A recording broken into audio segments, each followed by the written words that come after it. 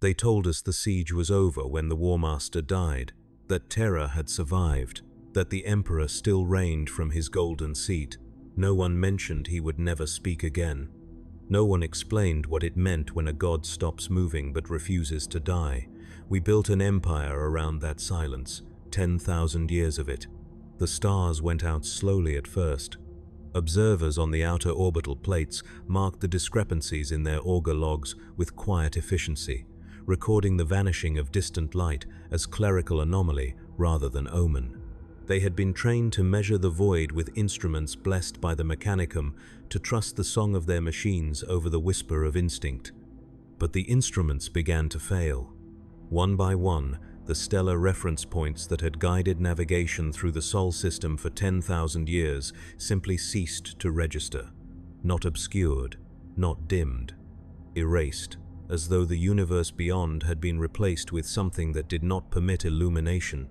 By the time the first distress hymns were transmitted from the Kuiper observation stations, it was already far too late. The warp storms had been tightening around the cradle of mankind for months. They came as they always did, as distortions in the Empyrean that the navigators could no longer interpret, as nightmares that bled through the veil between thought and reality. But these were not the brief squalls that had disrupted trade routes and delayed tithes. These were permanent, constricting.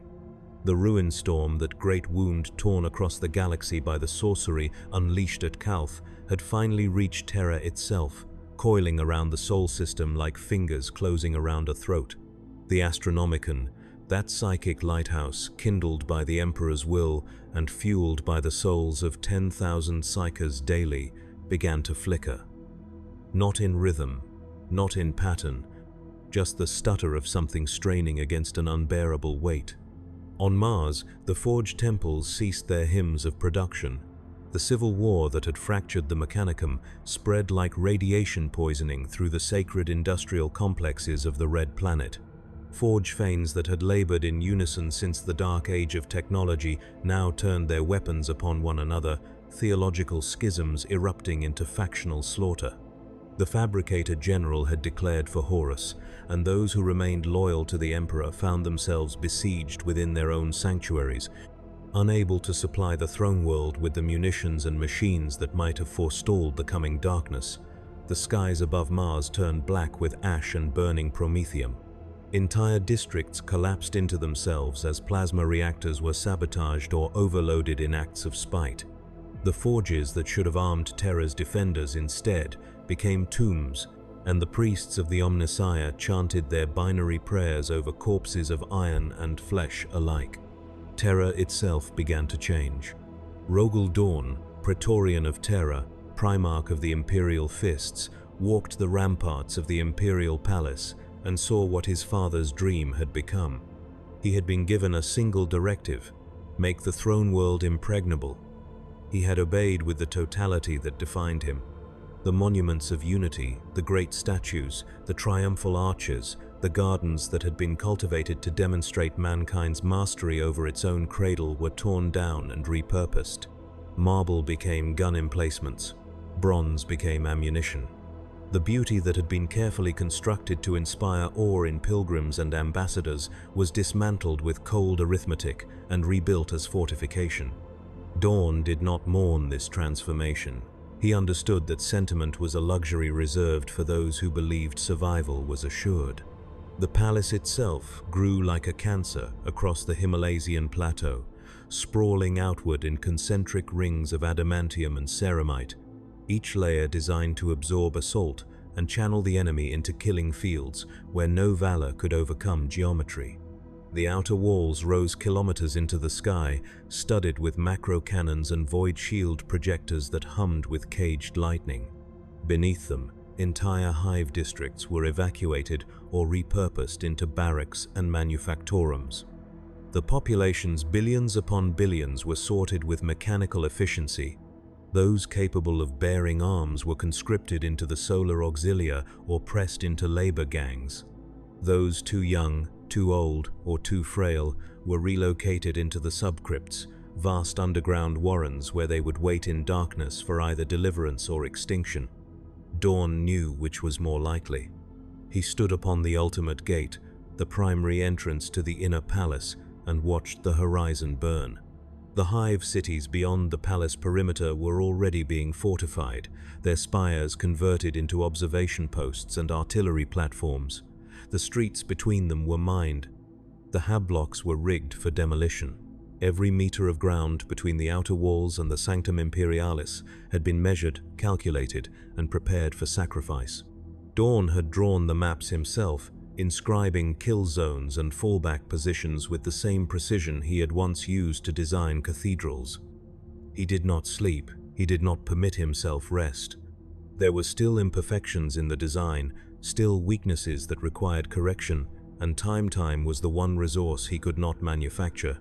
The first refugee fleets began arriving from the outer system. They came in waves, battered void ships limping through the orbital perimeter with their holds crammed full of survivors from worlds that no longer existed. The traitor advance had been methodical, sweeping through the outer planets and minor colonies with the patience of an exterminator clearing vermin from a granary. Entire civilizations were reduced to ash or enslaved, their populations either butchered as offerings to the dark gods or absorbed into the War Master's armies as corrupted auxilia. Those who escaped carried with them stories that the Administratum suppressed immediately, tales of legionaries who no longer resembled men, of warp-spawned horrors walking openly beneath alien suns, of worlds where reality itself had been rewritten by sorcery. The refugees were quarantined upon arrival, screened by inquisitorial agents and tech priests for signs of taint. Most passed inspection, some did not. The latter were executed without ceremony, their bodies incinerated and their names struck from record. Terra could afford no contamination. In the high spires of the Senatorum Imperialis, the bureaucrats and ministers who had once governed an empire of 1,000,000 worlds now governed only fear. They convened in marble halls that echoed with absence, drafting edicts and contingencies that would never be enacted, maintaining the architecture of administration even as the structure it supported crumbled. Some clung to protocol as an act of defiance, as though the maintenance of routine could ward off the collapse of all they had built. Others simply did not know what else to do. They had been trained to manage tithes and coordinate supply chains across galactic distances, not to prepare for siege. The concept of Terra under direct assault was philosophically unthinkable, a contradiction of the imperial narrative they had internalized since childhood. Yet the evidence mounted daily. The outer system was lost. Mars was burning. The War Master was coming. And the Emperor remained silent. He had not been seen outside the inner sanctum for months. The great golden doors of the Sanctum Imperialis remained sealed, guarded by the Adeptus Custodes who permitted no entry save by his explicit command. Rumors spread through the palace corridors like contagion whispers that the Emperor had abandoned Terra, that he had ascended into the warp to battle the Chaos Gods directly, that he was already dead, and the Imperium was a corpse, animated by momentum alone. Malcador, the Sigillite, the Emperor's closest advisor and confidant, moved through the halls like a revenant, issuing orders in his master's name but offering no explanations. His face had grown gaunt, his flesh stretched thin over bone, as though the weight of secrets was consuming him from within. Those who met his gaze saw something that silenced further questions: desperation, and an understanding that some truths were more dangerous than ignorance. Sanguinius arrived on the 13th day of the 3rd month. The Blood Angels descended through the embattled orbital perimeter in a blaze of crimson and gold, their strike cruisers breaking through the traitor blockade with the fury of angels cast from grace. The great angel himself stood upon the bridge of the red tier and watched Terra grow larger in the viewport, a world transformed into a fortress continent beneath skies choked with ash and burning debris. He had seen this moment before, in visions that plagued him since Cygnus Prime, since the demonic assault that had nearly claimed his soul and revealed the future that awaited him. He knew how this would end. He knew the role he would play, yet he came anyway because duty demanded it, because his father needed him, and because the alternative to turn away and let the Imperium die without witness was unthinkable. He descended to the palace, and was met by dawn upon the landing platform of the Lion's Gate spaceport. The two Primarchs stood in silence for a long moment, sons of the same creator yet shaped into such different instruments. Dawn, cold and unyielding as the stone he built with. Sanguinius, radiant and doomed, carrying the weight of foresight like a crown of thorns. They clasped hands, and in that gesture was an entire conversation neither could speak aloud. Dawn saw the sorrow in his brother's eyes and understood that Sanguinius had already accepted his death. Sanguinius saw the exhaustion in Dawn's posture and understood that the Praetorian had already calculated the cost of victory and found it unaffordable. They walked together through the fortifications, and Dawn explained what he had built. The angel listened, offering tactical insight where requested, but his mind was elsewhere. He could feel the warp pressing against the veil, the Neverborn gathering just beyond perception, drawn by the psychic beacon of so many billions concentrated in one place. The Astronomicon pulsed overhead like a dying star, and Sanguinius wondered how much longer his father could sustain it. How much longer before the light went out entirely and Terra was cast into the same nightmare that had consumed half the galaxy. Jagatai Khan arrived 3 days later. The White Scars came not as a fleet, but as scattered raiding parties, void ships streaking through the outer system in hit-and-run attacks designed to harass the traitor advance and buy precious hours. The Khan himself led the final assault on a supply convoy bound for the War Master's armada, crippling 6 bulk haulers and scattering their escorts before breaking off and diving toward Terra's gravity well. His warriors fought as they always had, as wind and blade, refusing to be pinned or predicted. But even the Khan could see the inevitability of what approached. The traitor fleet was too vast, too coordinated. Every ship his brotherhood destroyed was replaced by 3 more. Every delay he won was measured in minutes, not days. He made planetfall at the palace and was brought before the Emperor's inner council, Dawn, Sanguinius, Malcador. The Khan stood among them and felt the weight of their collective exhaustion. This was not a war council, this was a vigil. They were not planning victory, they were preparing to endure. He spoke plainly, as was his custom, offering no false hope. The outer system was lost. The traitor armada would achieve orbital superiority within the week. The planetary defenses could delay the inevitable, perhaps for months, but not prevent it. The siege would come. It was already here. Malcador thanked him for his honesty and dismissed the council. The Sigillite remained behind, standing alone in the council chamber as the Primarchs departed to their assignments. He placed his withered hands upon the table and stared at the hololith projection of Terra, watching the red icons multiply along the system's edge. He had lived for millennia, had witnessed the rise of the Imperium from the ashes of old night, had stood beside the Emperor through every triumph and compromise. And now he stood at the end. He did not fear death, he feared failure.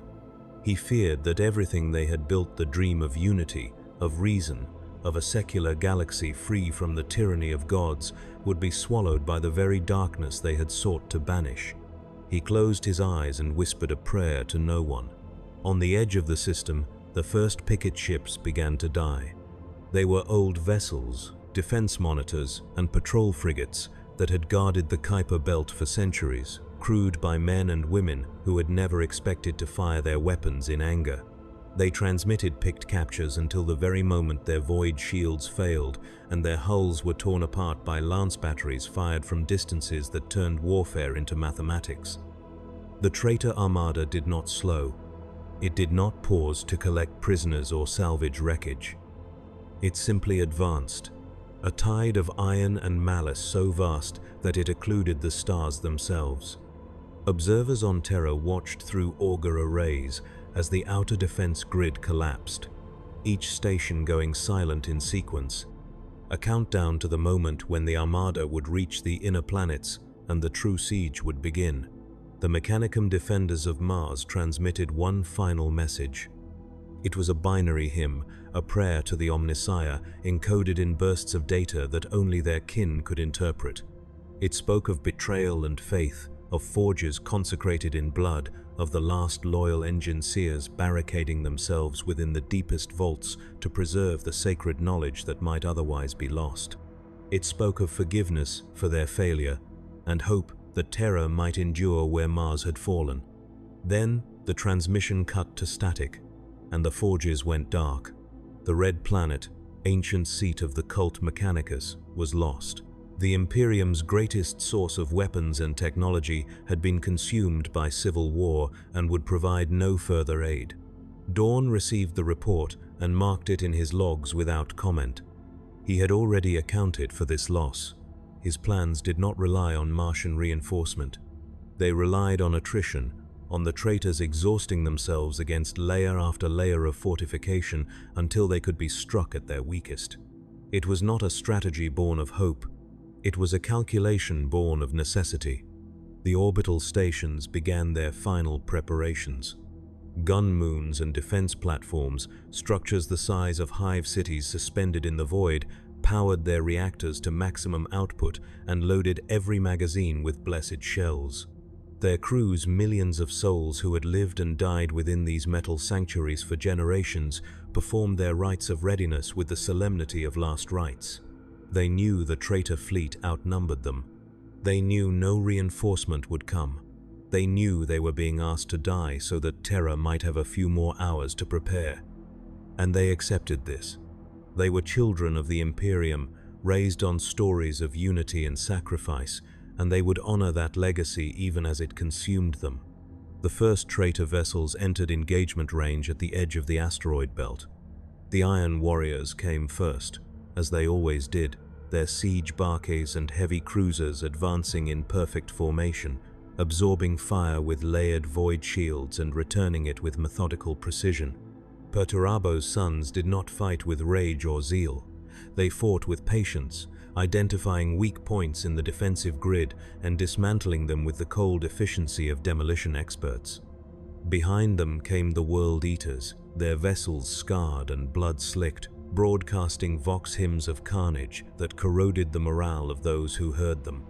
The Death Guard drifted through the void like plague ships, their hulls encrusted with corruption, trailing clouds of filth that infected any wreckage they passed. And above them all, vast and terrible, came the warships of the War Master himself, the Vengeful Spirit and its attendant dreadnoughts, each one a monument to the dream of empire perverted into its opposite. The defenders fired first. Lance batteries and Nova cannons spoke in unison, carving lines of annihilation through the void. Entire traitor vessels were cored by coherent light, their reactors detonating in blossoms of silent fire. Torpedo salvos streaked across the darkness, each one a guided prayer seeking enemy hulls.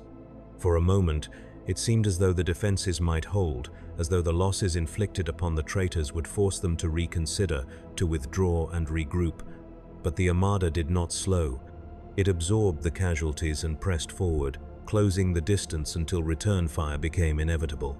And when the traitors fired back, the difference in scale became catastrophically clear. The first defense platform died without ceremony. Its void shields collapsed under sustained bombardment, and the follow-up salvo punched through its armor plating as though it were parchment. Secondary explosions rippled through its interior, igniting fuel reserves and ammunition stockpiles, and within seconds the entire structure was gone, reduced to expanding debris and frozen corpses. The second platform lasted longer, its crew rerouting power and angling their armor to deflect the worst of the damage, but the outcome was the same. The third. The fourth. One by one, the orbital defenses were systematically destroyed, their deaths measured in minutes and catalogued by Dawn's tacticians with grim precision. On Terra below, the population watched the sky burn. Those with access to auger feeds saw the battle rendered in scrolling data and trajectory plots. Those without simply looked up and saw new stars igniting and fading, brief constellations of violence that marked the deaths of thousands. The ecclesiarchy, not yet formalized, still in its gestational heresy, held prayer vigils in the plaza of 10,000 martyrs, exhorting the faithful to kneel and beseech the emperor's protection. Millions obeyed, filling the plaza and the streets beyond, their voices rising in hymns that had no official sanction but carried the weight of desperation. The Adeptus Arbites did not disperse them. There was no law against prayer. Not yet. In the inner sanctum, the Emperor worked. He sat enthroned within a chamber that existed only partially in the materium, a space where the walls flickered between stone and stars, where time moved in spiral currents and the warp pressed against reality like water against glass. The Golden Throne, not yet the prison it would become, but still a device of unimaginable power, channeled his psychic might into the Astronomicon, maintaining the beacon that allowed navigators across the galaxy to plot their courses through the warp. But maintaining it required more than power. It required constant, unyielding focus. Every second the Emperor spent sustaining the light was a second he could not spend leading his armies, counseling his sons, or defending his throne world. The Chaos Gods knew this. They pressed against the veil with increasing aggression, sending demons and nightmares to claw at the Emperor's attention, to distract him even for an instant. If the Astronomicon failed, the Imperium would fragment, cut off from itself, unable to coordinate or reinforce. Terra would fall in isolation, and the dream of unity would die with it. So the Emperor endured. He weathered the assaults of the Neverborn with a will that had been forged in the fires of old night, and he held the light steady, even as his sons fought and died beyond his sight. He could feel them: Rogal's determination, Sanguinius's sorrow, Jagatai's restless defiance. And beneath it all, the distant presence of the others, Guilliman, racing through the warp storms with reinforcements that might arrive too late. The Lion, silent and unreachable. Russ, lost somewhere in the Immaterium on a mission that had consumed him entirely. His sons, his tools, his failures. He had made them to conquer the galaxy, and in doing so, had given them the strength to tear it apart. Horus was out there. The Emperor could feel him too, a presence that had once been bright and beloved, now twisted into something unrecognizable. His favorite, the War Master, the son who had been granted the authority to command all others, who had stood at his side and carried his vision to the furthest stars, now corrupted, now lost. The Emperor did not permit himself grief. Grief was an indulgence reserved for those with time. He had only necessity, the necessities of war, the necessities of survival, and soon the necessity of confrontation.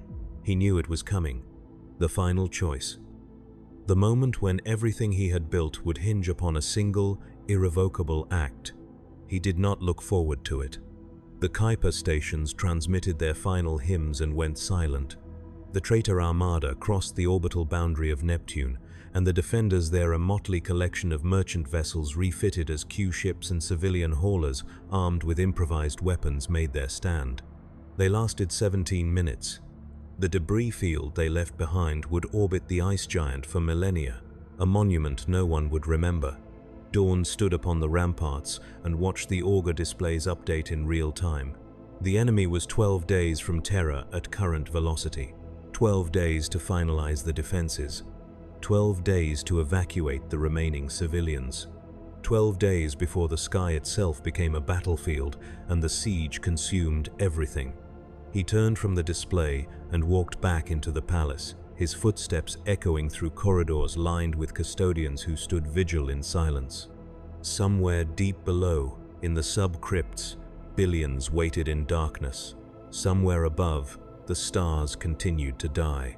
And somewhere between Rogal Dawn, Praetorian, Architect, and Executioner prepared to do what he had been made to do. Endure.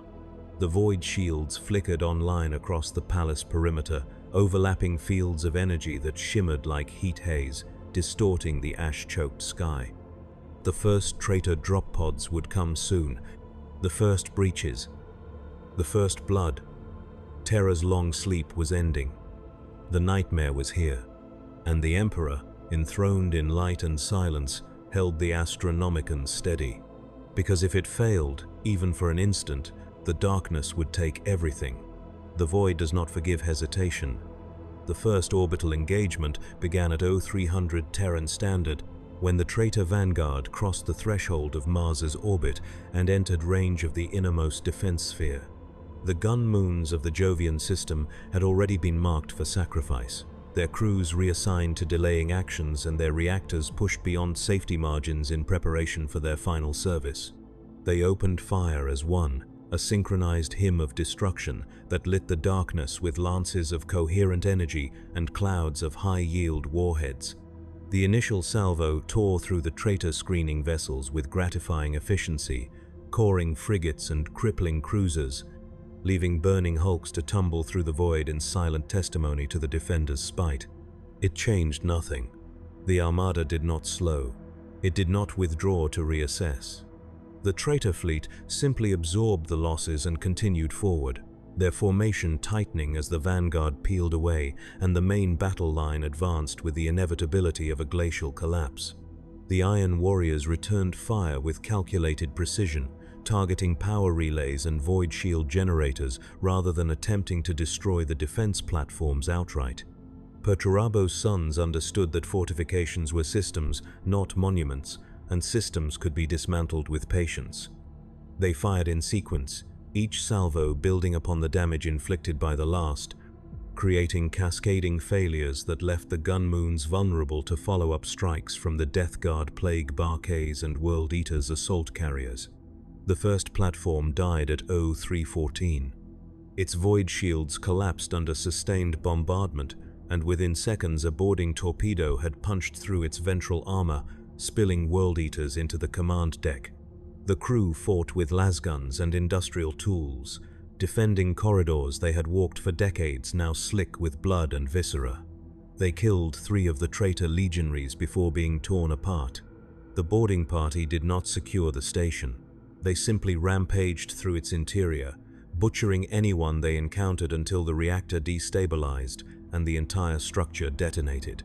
11,000 souls extinguished in a flash of white fire. Recorded, catalogued, mourned by no one with time to mourn. The second platform held for 18 minutes longer, its crew venting atmosphere to create kill zones and welding bulkheads shut to slow the invaders. It bought them nothing. The World Eaters tore through steel with their bare hands, their armor covered in filth and trophies, their vox channels broadcasting nothing but screaming. When the platform finally died, it was because its captain detonated the reactor manually, taking the boarders with him into oblivion. The gesture was noted by the tactical cogitators aboard the Phalanx, Dawn's flagship, and filed under acceptable losses. The defense sphere was collapsing. Admiral Sukerson, commander of the Loyalist Void Forces, watched the tactical display from the bridge of the Oceanade and felt the weight of command settle like ice in her chest. She had served in the Imperial Navy for 6 decades, had commanded fleet actions against Xenos, raiders, and secessionist worlds, and never once doubted that firepower and discipline could overcome any enemy. But this was not an enemy. This was a cataclysm wearing the shape of ships. The traitor armada outnumbered her forces 3-1, and those were conservative estimates that did not account for the demonic entities she knew lurked within some of those hulls, things that defied physics and sanity in equal measure. She gave the order to fall back to the secondary defense line. Her fleet withdrew in fighting formation, launching torpedoes and mines in their wake to slow the pursuit. It was textbook void warfare, executed with the precision that had earned her command of Terra's orbital defenses. But the enemy did not react as doctrine predicted. The World Eaters charged straight through the minefields, accepting catastrophic damage in exchange for closing the distance faster. 3 of their battle barquets were crippled, venting atmosphere and trailing debris, but they did not stop. They used their momentum to ram Loyalist frigates, tearing through hulls in acts of spite that made no tactical sense. Unless the goal was not victory but slaughter, unless the enemy no longer cared about survival, the secondary defense line anchored itself around the orbital plates of Luna. Terra's moon had been transformed over millennia into a fortress in its own right, its surface studded with lance batteries and void shield projectors, its interior honeycombed with supply depots and ammunition vaults. Thousands of defense lasers tracked the incoming armada, their machine spirits singing litanies of targeting as they awaited firing solutions. The Loyalist fleet positioned itself between Luna and the advancing traitors, forming a wall of adamantium and faith that would hold or die trying. They died trying. The Death Guard arrived like a plague wind.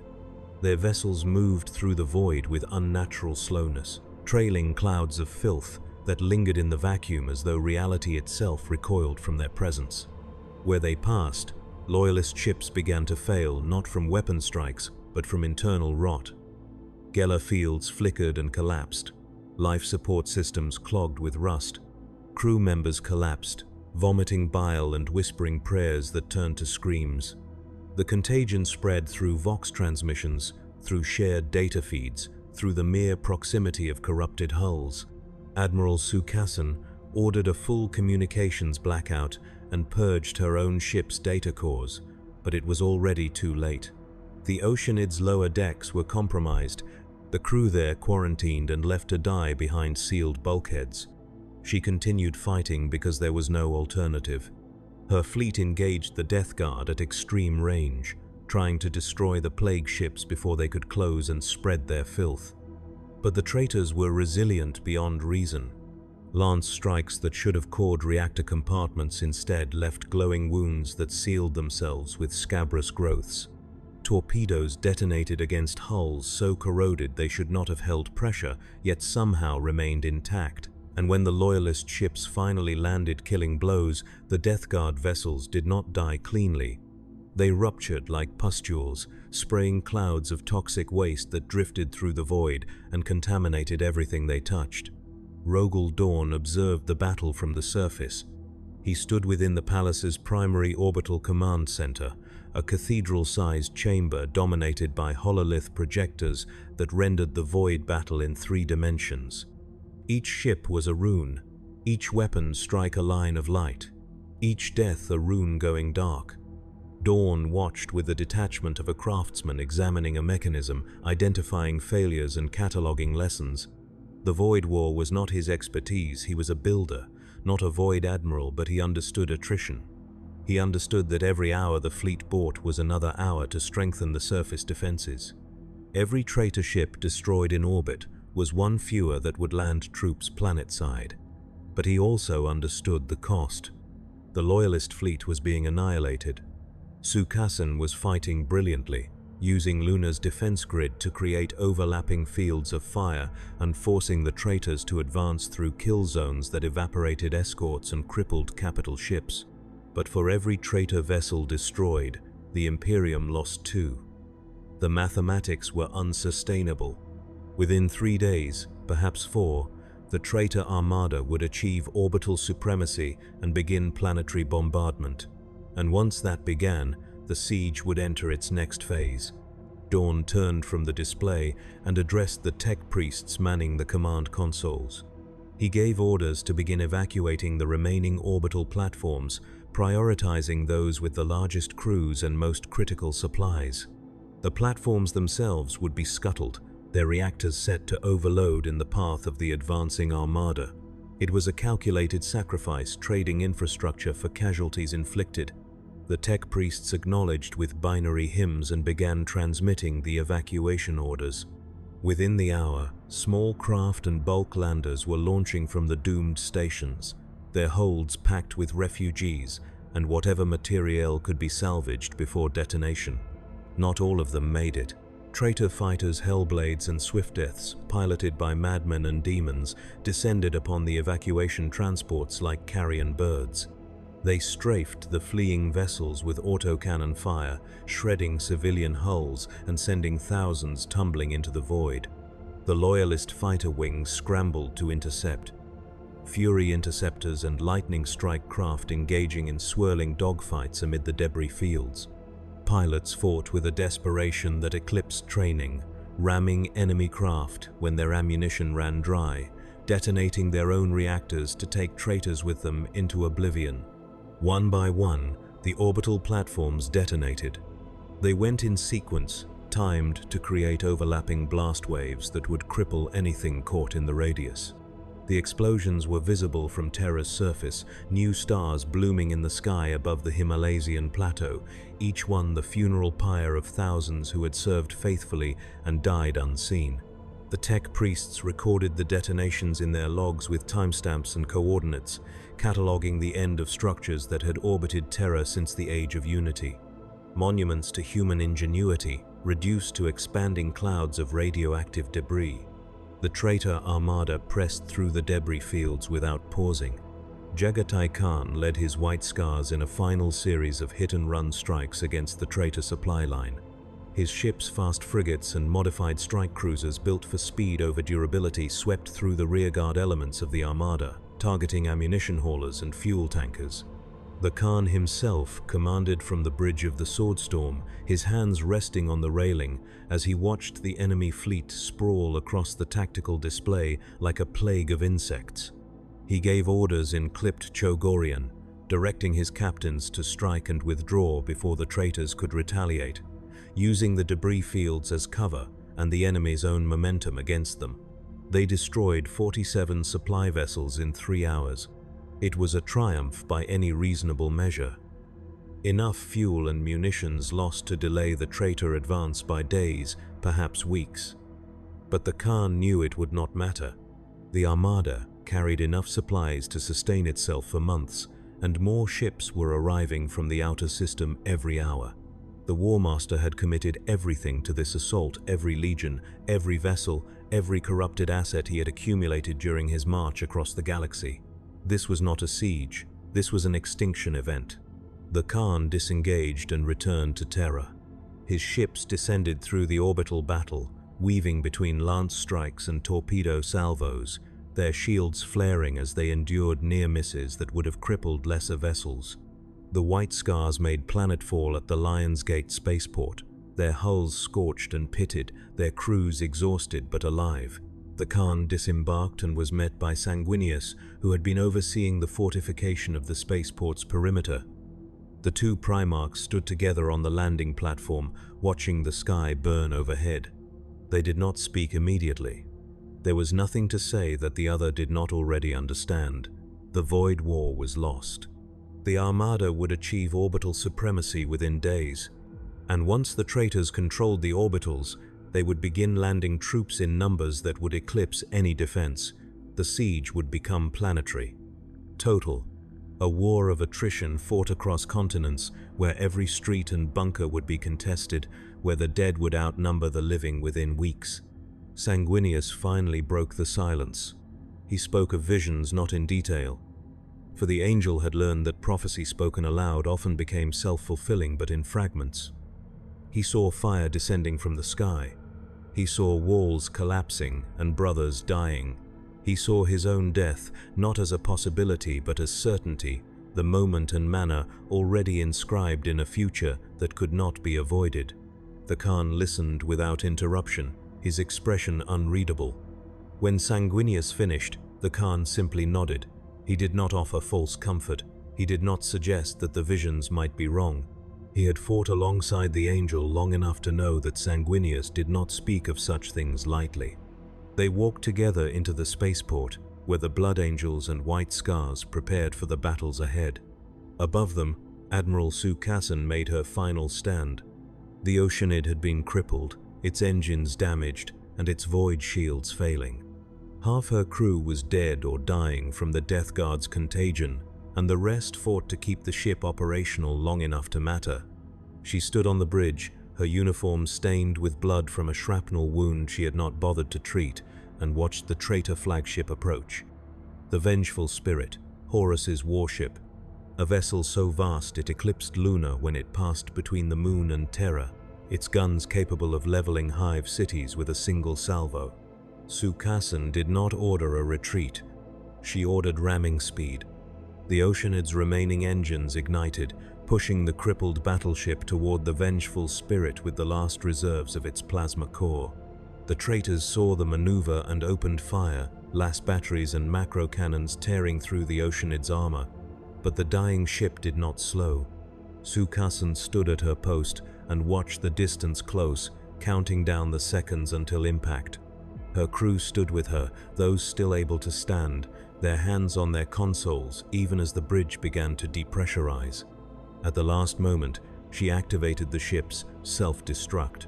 The Oceanid detonated 3 kilometers from the Vengeful Spirit, a blast wave of nuclear fire and shrapnel that washed over the War Master's flagship. The Vengeful Spirit's void shields absorbed most of the damage, flickering but holding, and the great warship emerged from the explosion scorched but intact. But the gesture had been seen, recorded. A single ship, crippled and dying, choosing defiance over survival. It would not turn the tide.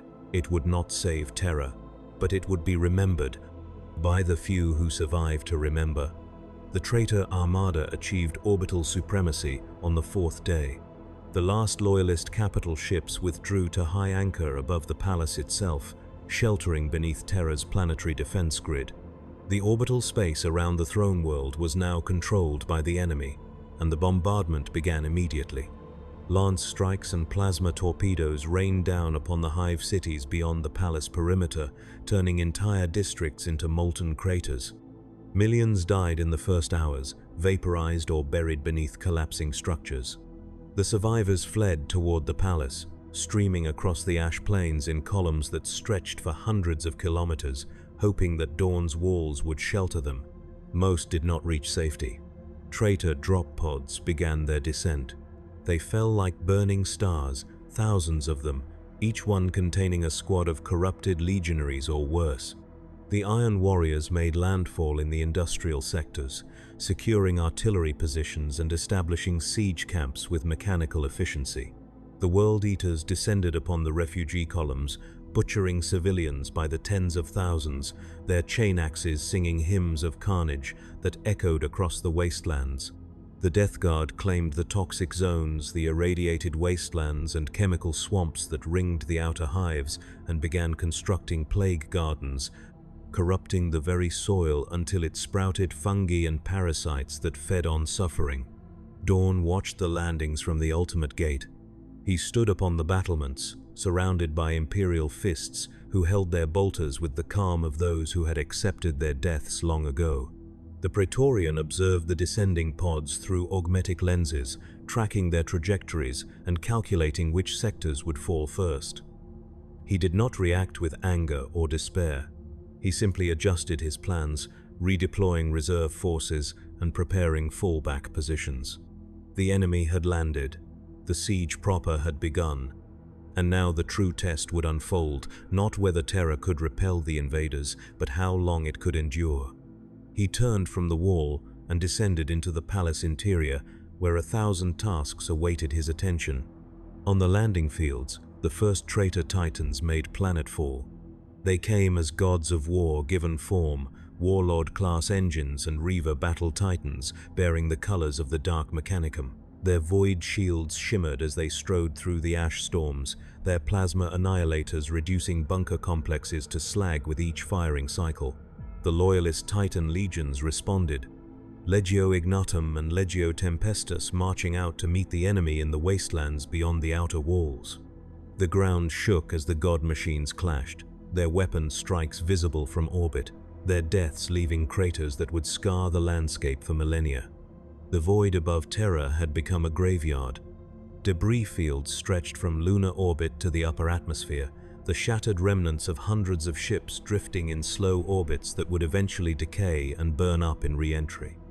Among the wreckage, scavenger crews in void suits picked through the hulks, searching for salvageable components and rescuing survivors trapped in sealed compartments. They worked in silence, their Vox channels monitored by inquisitorial agents who listened for signs of corruption. Those found tainted were jettisoned into the void without trial. There was no mercy left. Only necessity. The Astronomicon flickered again. This time the disruption lasted 7 seconds, an eternity in navigational terms. Across the Sol system, navigators aboard fleeing refugee ships felt the psychic lighthouse stutter and dim, leaving them momentarily blind in the warp. Some vessels translated back into real space immediately, afraid to continue without guidance. Others pressed on, gambling that the light would return before they were lost. Most of those gambles failed. The warp storms around Sol were too thick, too aggressive, and without the Astronomican's guidance, even experienced navigators could not chart safe passage. Terra was truly isolated now. No reinforcements could reach the throne world reliably. No distress calls would be answered. The siege would be fought with the forces already present, and when those forces were exhausted, there would be nothing left but surrender or extinction. Malcador stood in the Sanctum Imperialis and felt the weight of ages pressing down upon him. The Sigillite had not slept in weeks, sustained by alchemical stimulants and sheer will. His withered frame trembled as he walked, each step an exercise in defiance of mortality. He had been old when the Emperor found him, ancient by any normal measure, and the millennia since had reduced him to something barely human. But his mind remained sharp, and his loyalty absolute. He served because there was no one else who could. He served because the Emperor needed him to, and he would continue serving until his body finally failed or the Imperium no longer existed to govern. He reviewed reports from across the planet, casualty assessments, supply projections, morale indices. The numbers were catastrophic: billions dead already, trillions more at risk. Food production collapsing as agri-zones were contaminated or overrun, water supplies poisoned. The infrastructure that sustained Terra's population was being systematically destroyed, and even if the siege was repelled, the planet would be uninhabitable for decades. But there was no alternative. To abandon Terra was to abandon the Imperium itself. The throne world was not merely a seat of government, it was a symbol, a statement that humanity had a home, a heart. If Terra fell, the Imperium would fragment into warlord states and petty empires, devouring itself in the absence of unifying authority. So Terra had to hold, no matter the cost, no matter how many died. The alternative was the extinction of the dream itself. Malcador closed the reports and walked to the sealed doors of the Emperor's inner chamber. He stood before them, his hands clasped behind his back, and waited. He did not knock. He did not call out. He simply waited, knowing that if the Emperor wished to speak, the doors would open. They did not. The Sigillite nodded to himself, accepting the silence as answer, and turned away. The Emperor was occupied with matters beyond mortal comprehension, holding the line against demonic incursion in the warp while simultaneously sustaining the Astronomican. To disturb him would be to risk both. So Malcador walked alone through the empty halls, carrying the weight of empire on shoulders that should have collapsed lifetimes ago. Outside, the sky burned. Drop pods continued to fall, thousands more joining the millions already planetside. The traitor legions established forward operating bases, fortifying their positions and preparing for the long siege ahead. Artillery batteries were assembled, their guns angled toward the distant palace walls. Summoning circles were inscribed in blood and ash. Demonic entities pulled through the veil to serve as shock troops and terror weapons. The very atmosphere began to change, the ash storms taking on a reddish hue, the air growing thick with the smell of sulfur and decay. Terra was becoming a daemon world, not through intention, but through inevitability. The sheer concentration of warp-tainted forces on the planet's surface was eroding the barrier between materium and immaterium, allowing the Empyrean to bleed through in localized manifestations. Cultists and traitor auxilia proclaimed this a blessing, falling to their knees in worship of the dark gods. The loyalist defenders saw it as confirmation of what they had always known, that chaos was the enemy of reality itself, and this war was not merely political but existential. Sanguinius stood upon the walls of the Lion's Gate spaceport and watched the horizon darken. He could feel the warp pressing against his psychic senses, could hear the whispers of never-born things that hungered for his soul. The angel closed his eyes and centered himself, retreating into the meditative disciplines he had learned from his father and his librarians.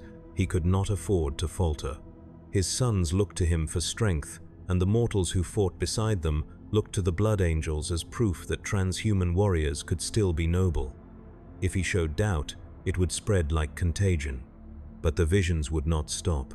He saw himself broken upon black steps. He saw his father's face twisted in grief. He saw Horus, radiant and terrible, standing over him with bloodied talons. The future was immutable. Prophecy had become certainty. And yet Sanguinius would walk toward it anyway, because to do otherwise would be to betray everything he had ever fought for. He opened his eyes and spread his wings, the white feathers catching the light of distant fires. His sons saw him and took heart. The siege had begun. The first footfall shook the earth like a continent breaking. The Warmaster's vanguard crossed the ash plains at dawn on the 7th day, and with them came the ruin of worlds. They advanced in columns that stretched beyond the horizon, traitor legionaries marching in formations that had once paraded through triumph gates but now walked over the bones of civilizations they had extinguished. Above them, the sky had turned the color of old blood, choked with particulate from orbital bombardments and the smoke of burning hives. The wind carried screams, whether from the dying or from things that had never been human, none could say. Perturabo's iron warriors led the assault on the outer defensive perimeter. They came not as barbarians but as engineers, their siege companies deploying artillery batteries with the precision of clockwork. Each gun emplacement was positioned according to calculations performed by tech priests bonded to cogitators the size of hab blocks, every firing solution optimized to inflict maximum structural damage. The Iron Warriors did not seek glory. They sought collapse. They measured success in tonnage of rubble and meters of wall reduced to dust. Their guns spoke in sequence, a drumbeat cadence that never ceased, each shell a benediction to the god of ruin they served without naming. The outer walls began to fracture. Dawn had built them to withstand atomic fire, layered adamantium and ferrocrete reinforced with void shield projectors and ablative plating. They had been designed to endure. But Perturabo understood structure as intimately as his brother, and where Dawn built to resist, Perturabo built to unmake. The Iron Warriors targeted the wall sections where Dawn's construction crews had been forced to improvise, the joints where new fortifications met old, the stress points where weight and geometry created inherent weakness. The shells struck in rhythm, each one deepening fractures until entire sections sheared away and collapsed into the kill zones beyond. Thousands died in the collapses. Imperial army regiments stationed within the wall compartments were crushed as the structures folded, their screams swallowed by the thunder of falling stone. Those who survived the initial collapse emerged into kill zones, where Iron Warriors' heavy bolter teams waited with targeting solutions already calculated. The massacre was methodical, efficient. Every defender killed was one fewer obstacle to the inevitable breach. Rogel Dawn observed from the command center and adjusted his deployment. He pulled reserve companies from the secondary walls and repositioned them to plug the gaps as they formed. He ordered counter-battery fire against the Iron Warriors' artillery, knowing it would be largely ineffective but necessary to maintain the appearance of resistance. He recalculated casualty projections and supply consumption rates, updating the siege timeline in his personal logs. The outer walls would fall within 2 weeks at current attrition rates. The secondary perimeter might hold for another month. The tertiary defenses perhaps 2 months beyond that. And then the enemy would reach the palace proper. He turned from the tactical displays and walked to the window, looking out over the fortifications he had spent months constructing. They were beautiful in their own way, a geometry of death rendered in stone and steel, every angle calculated to create overlapping fields of fire, every corridor designed to channel attackers into prepared kill zones. But beauty was irrelevant. Function was all that mattered. And the function of these defenses was not to repel the enemy but to delay them, to buy time for the Emperor to complete whatever work occupied him in the sanctum, to exhaust the traitors sufficiently that when the final confrontation came, it might be survivable, if it came at all. The World Eaters struck the refugee columns with the fury of rabid animals. They descended from the northern approaches, where the hive cities of the Uraldic belt still smoldered from orbital bombardment. The refugees, hundreds of thousands strong, carrying whatever they could salvage from homes reduced to ash, fled south toward the promise of shelter behind Dawn's walls.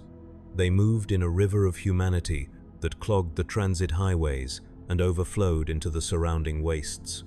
The old and young carried on makeshift transports, the able-bodied stumbling forward under the weight of their possessions and their terror. The World Eaters fell upon them like a red tide. Angron's sons no longer fought with strategy or coordination. The butcher's nails implanted in their skulls had long since destroyed anything resembling tactical reasoning, leaving only rage and the hunger for slaughter. They charged into the refugee masses with chain axes screaming, killing without discrimination, their armor painted with the blood of those who could not defend themselves. Children were torn apart. The elderly were trampled. Those who tried to resist were dismembered slowly, their deaths prolonged for the pleasure of their killers. The Blood Angels responded. Sanguinius led his sons from the Lion's Gate spaceport, their golden armor blazing in the ash-dimmed light as they descended upon the World Eaters with controlled fury.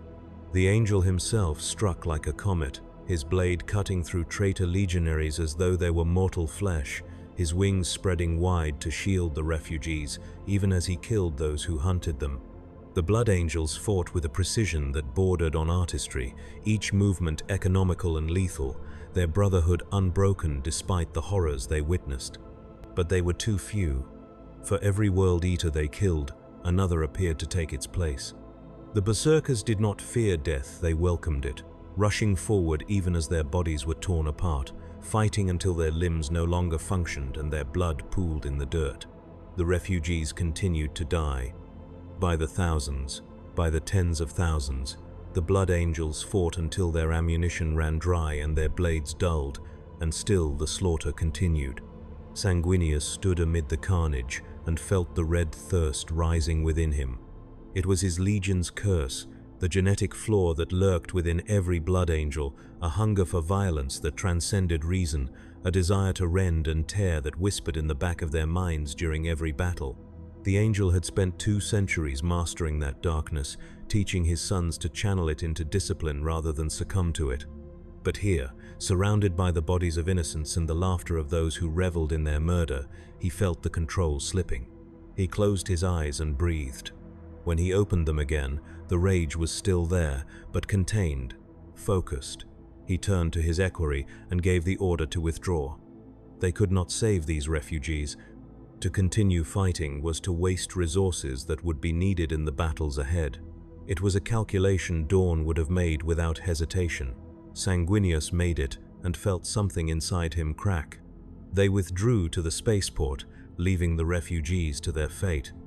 Behind them, the World Eaters continued their work until nothing remained but silence and carrion. Mortarian's death guard claimed the wastelands. They marched through the irradiated zones and toxic swamps that surrounded the outer hives, places where even the desperate would not flee, and made them worse. Wherever the death guard trod, the ground itself sickened. Plants withered into black slime. Water turned to bile. The air grew thick with contagion that killed anything without sealed armor or enhanced physiology. Mortarion himself walked at the head of his legion, a towering figure shrouded in tattered robes, his scythe silence reaping souls with every stroke. He had been born on a plague world and had survived by adapting to toxins that would kill normal humans in seconds. Now he spread that legacy across Terra, transforming the cradle of humanity into a reflection of the hell that had shaped him. He did it without malice, without passion. It was simply what he was, a vector, a carrier of entropy made manifest. The Loyalist forces refused to engage the Death Guard directly. Dawn's tactical doctrine forbade committing troops to environments where attrition outweighed combat effectiveness. The Death Guard were allowed to claim the wastelands unopposed, their advance monitored but not contested. Defense cohorts withdrew from contaminated sectors, sealing blast doors and flooding approach tunnels with promethium before igniting them. Entire hive districts were written off as lost, their populations either evacuated or entombed where they stood. The Death Guard did not pursue. They established their plague gardens and waited, cultivating diseases that would eventually spread beyond the containment zones, patient in the certainty that pestilence always found a way. The Lion's Gate spaceport became a killing ground. It was the largest aerospace facility on Terra, a complex the size of a continent, capable of servicing void ships and launching armies into orbit. Dawn had fortified it extensively, recognizing that controlling the spaceport meant controlling the flow of materiel and reinforcements. The traitors recognized this as well. Horus assigned the Sons of Horus and the Emperor's children to its capture, two legions who had once embodied the Imperium's ideals of excellence and now represented their perversion. The assault began with a saturation bombardment. Traitor artillery batteries fired in unison, hurling shells into the spaceport's defensive rings with such volume that the ground became a sea of fire. Void shields flickered and died under the onslaught. Macro cannons mounted on the spaceport's walls returned fire, their crews working with desperate speed to maintain firing rates even as their positions were bracketed by counter-battery strikes. The exchange lasted for 3 days without pause, until the air itself seemed to ignite and the roar of explosions became a constant that deafened those who survived. On the 4th day, the Sons of Horus advanced. They came in armored columns, land raiders and rhinos carrying full companies into the breaches opened by the bombardment. They fought with the professionalism that had made them the tip of the Emperor's spear during the Great Crusade, their tactics flawless, their coordination absolute. They secured each objective with minimal casualties, advancing through the spaceport's outer districts with the confidence of those who knew they could not be stopped. The Imperial fists met them in the transit terminals. Dawn had positioned his legion at the choke points, where the spaceport's infrastructure forced the attackers to funnel through narrow corridors and transit hubs. Here, the Sons of Horus's numerical superiority meant nothing. The Imperial fists held the high ground, their bolters firing in controlled bursts, their heavy weapons teams cutting down armored vehicles before they could deploy their payloads. Every meter was contested. Every room became a tomb. The battle devolved into room-to-room slaughter that lasted for weeks. Neither side gave ground willingly. The Sons of Horus would capture a terminal only to find it rigged with demolition charges that collapsed entire sections when detonated. The Imperial fists would hold a corridor for days before being forced to withdraw by flanking maneuvers that threatened encirclement. Bodies accumulated in the debris, loyalist and traitor both, until the floors were slick with blood and the stench of death became so overwhelming that even power armor filters could not scrub it. And then the Emperor's children arrived. They came not as conquerors but as artists of degradation, their armor adorned with obscene imagery, their voices singing hymns to sensation and excess. Where the Sons of Horus fought for territory, the Emperor's children fought for experience. They killed slowly when they could, savoring the terror of their victims, turning executions into performances that stretched for hours. They deployed sonic weaponry that liquefied organs and drove defenders mad with frequencies that bypassed hearing and struck directly at the brainstem. The Imperial fists did not break. They fought as they had been taught, with discipline, with precision, with absolute refusal to acknowledge the horror surrounding them. When their brothers fell screaming, they did not mourn. They calculated the loss and adjusted their firing positions. When the Emperor's children displayed the mutilated corpses of captured defenders, they did not rage. They targeted the enemy with the same mechanical efficiency they brought to every engagement. But they were dying. For every traitor killed, 2 Imperial fists fell. The numbers were unsustainable. Dawn knew this. He had always known this. The Lion's Gate was not meant to be held indefinitely. It was meant to consume resources, to force the enemy to commit forces and time to its capture, to buy days or weeks that could be spent fortifying the inner defenses. He gave the order to withdraw on the 23rd day of the assault. The Imperial fists fell back in fighting formation, rigging each section they abandoned with traps and explosives, leaving nothing for the enemy to use. The final withdrawal occurred through underground transit tunnels that ran beneath the spaceport, thousands of legionaries marching in columns through darkness, while above them the Sons of Horus and Emperor's children claimed the surface ruins. The tunnels were sealed behind them with melter charges that fused the rock into impassable barriers. The Lion's Gate spaceport fell. The traitors raised their banners over its ruined terminals and broadcast picked feeds across Terra, showing the world that the Imperium's defenses could be broken. Horus himself appeared in the transmissions, his armor radiant with demonic power, his voice carrying the weight of inevitability. He spoke of liberation, of freedom from the Emperor's tyranny, of a new age where humanity would ascend beyond the limitations imposed by a false god. The broadcasts were monitored by millions across Terra. Some wept, some prayed, some simply stared at the screens in numb acceptance, watching the world they had known dissolve into nightmare. The ecclesiarchy, still informal, still unapproved by official doctrine, held vigils in the Plaza of Unity, calling upon the God Emperor to deliver his people from darkness. The Adeptus Arbites dispersed the gatherings when they grew too large, fearing that mass assemblies would become targets for orbital strikes, but the prayers did not stop. They simply moved underground, into the subcrypts and hidden shrines, where faith became the only light in the gathering dark. Jagatai Khan led his White Scars in raids against the traitor supply lines. While the siege ground forward with glacial inevitability, the Khan refused to fight that kind of war. He struck from unexpected angles, his brotherhood appearing behind enemy lines to sabotage ammunition dumps and fuel depots before vanishing into the wastes. The traitors responded by hardening their logistics train, deploying heavier escorts and establishing fortified supply routes, but the Khan simply adapted. He attacked at night when possible, or during ash storms when visibility collapsed to meters. He refused to be pinned, refused to engage in battles he could not win, operating on the principle that a mobile defense was the only defense against overwhelming force. But even the Khan could see the inevitability. Terra was not the open steppes of Cho'Garis. There was nowhere to run, no frontier to retreat toward.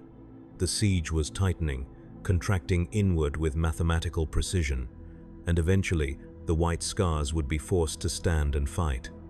The Khan knew this. He accepted it. But until that moment came, he would continue to move, to strike, to remind the enemy that the Imperium had not surrendered. The Eternity Wall began to fall. It was the oldest fortification on Terra, a structure that dated back to the Unification Wars, expanded and reinforced over centuries until it formed a ring around the palace districts. Dawn had integrated it into his defensive network, mounting weapon batteries along its length and stationing entire army groups within its bastions. The traitors subjected it to siege tactics refined over 2 centuries of compliance actions, using artillery to create breaches and infantry to exploit them, advancing section by section with the patience of those who knew time was on their side. The defenders fought for every meter. Imperial army regiments, men and women conscripted from across the Imperium, trained to basic competency and armed with lasguns and flak armor, held the wall against legionaries who had been engineered to be transhuman killing machines. The disparity in capability was absolute. A single traitor legionary could slaughter dozens of mortal soldiers before being brought down by massed fire. But the defenders had numbers, and they had desperation, and they had the knowledge that to fall back was to abandon the millions sheltering behind the wall.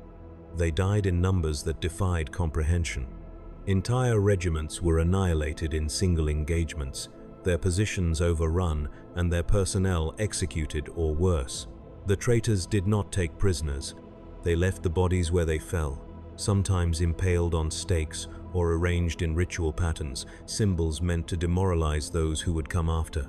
The psychological warfare was as deliberate as the military assault, designed to erode morale until the defenders lost the will to resist.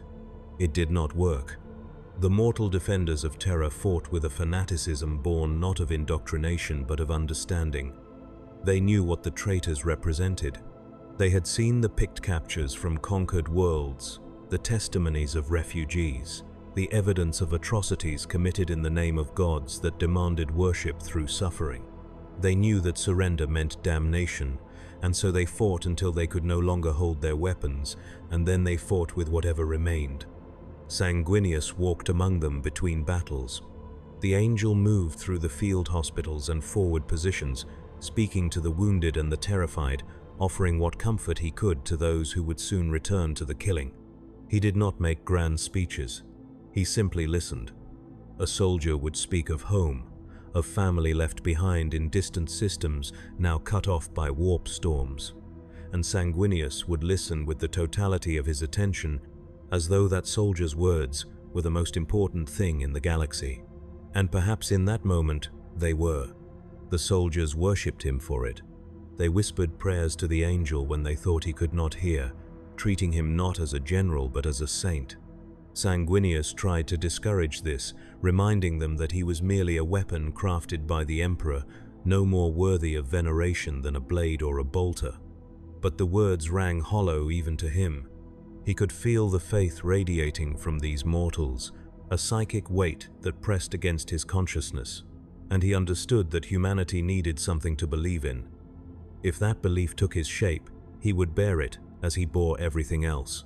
With grace and with sorrow, the palace districts began to burn.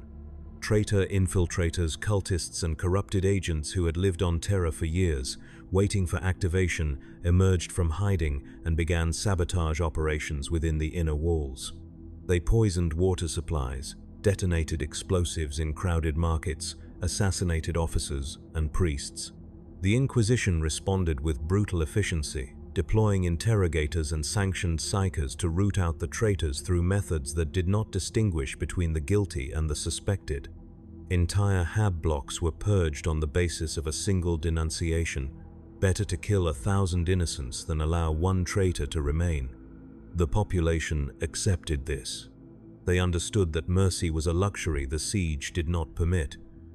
They informed on neighbors, reported suspicious behavior, turned their own children over to the Arbites when the interrogators came calling. The social fabric of Terra dissolved into mutual suspicion, every citizen a potential threat, trust becoming the first casualty of a war fought as much through paranoia as through violence. Malcador oversaw the purges from the Administratum Towers. The Sigillite had assumed direct control of Terra's internal security, coordinating between the Inquisition, the Arbites, and the military intelligence apparatus. He signed execution warrants by the thousands, each one a name crossed from the ledger of humanity. He did not enjoy this work. He took no satisfaction in the deaths of those who might have been innocent. But he understood necessity. A single cultist allowed to operate could kill hundreds, could sabotage critical infrastructure, could open gates that would let the enemy pour into the heart of the palace. So he signed, and the bodies piled higher. Dawn received reports that the Sanctum Imperialis had been breached.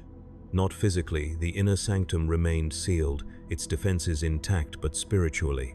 Psychers throughout the palace reported sensing a presence within the warp, something vast and malevolent that pressed against the Emperor's psychic wards like a tide against a dam. The Astronomicon flickered with increasing frequency, the intervals of darkness growing longer each time. Astropaths began dying at their posts, their minds burned out by the psychic pressure of maintaining communication with the scattered fleets and distant worlds that still looked to Terra for guidance. The Emperor was under assault from within the warp itself. The Chaos Gods had committed their full attention to the siege, marshalling demonic legions to assault the Emperor's consciousness, while his body remained enthroned and his mind fought battles in dimensions mortals could not perceive. Dawn understood the implications. Every moment the Emperor spent defending against warp spawn was a moment he could not spend coordinating the defense of Terra. The Primarchs were on their own, as perhaps they had always been meant to be. On the 41st day of the siege, the inner walls were breached. The traitors detonated a series of vortex charges along a 3-kilometer section of the secondary perimeter, tearing holes in reality itself that consumed the fortifications and everything within them. When the tiers collapsed, nothing remained but craters that glowed with residual warp energy. Traitor legionaries poured through the gaps, establishing footholds within sight of the Sanctum Imperialis itself. Rogel Dawn stood upon the ultimate gate and watched the enemy advance. They were close now, close enough that he could see individual figures, could identify legion markings and recognize warriors he had once fought beside. Brothers, corrupted and lost. He felt nothing. Grief was a luxury he had discarded months ago. There was only the siege, only the math. Only the cold certainty that this would end in fire, and all that remained was to determine how much of the Imperium would survive the conflagration. He turned from the wall and descended into the palace. There was still work to be done. The throne room existed in two realities at once. In the materium, it was a chamber of gold and adamantium, vast enough to contain armies. Its walls inscribed with the names of every world brought into compliance during the Great Crusade. The Golden Throne itself sat at the chamber's heart, a device of archaeotech and psychic amplification, built during the dark age of technology for purposes long forgotten and repurposed by the Emperor for his work within the webway. Around it stood the Adeptus Custodes, 10,000 strong, their guardian spears held at attention, their eyes fixed on the sealed doors that no one had passed through in 43 days. In the warp, it was a fortress under siege. The Emperor sat enthroned not in flesh alone but in will, his consciousness projected into the immaterium where he waged a war that eclipsed anything occurring on Terra's surface.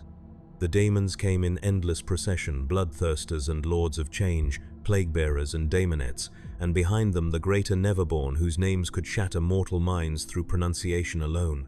They hurled themselves against the psychic barriers the Emperor had constructed, testing every ward, probing every seal, seeking the single point of weakness that would allow them to manifest fully in the materium and transform Terra into a daemon world.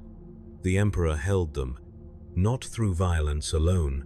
Though he wielded psychic power sufficient to unmake lesser gods, he held them through understanding.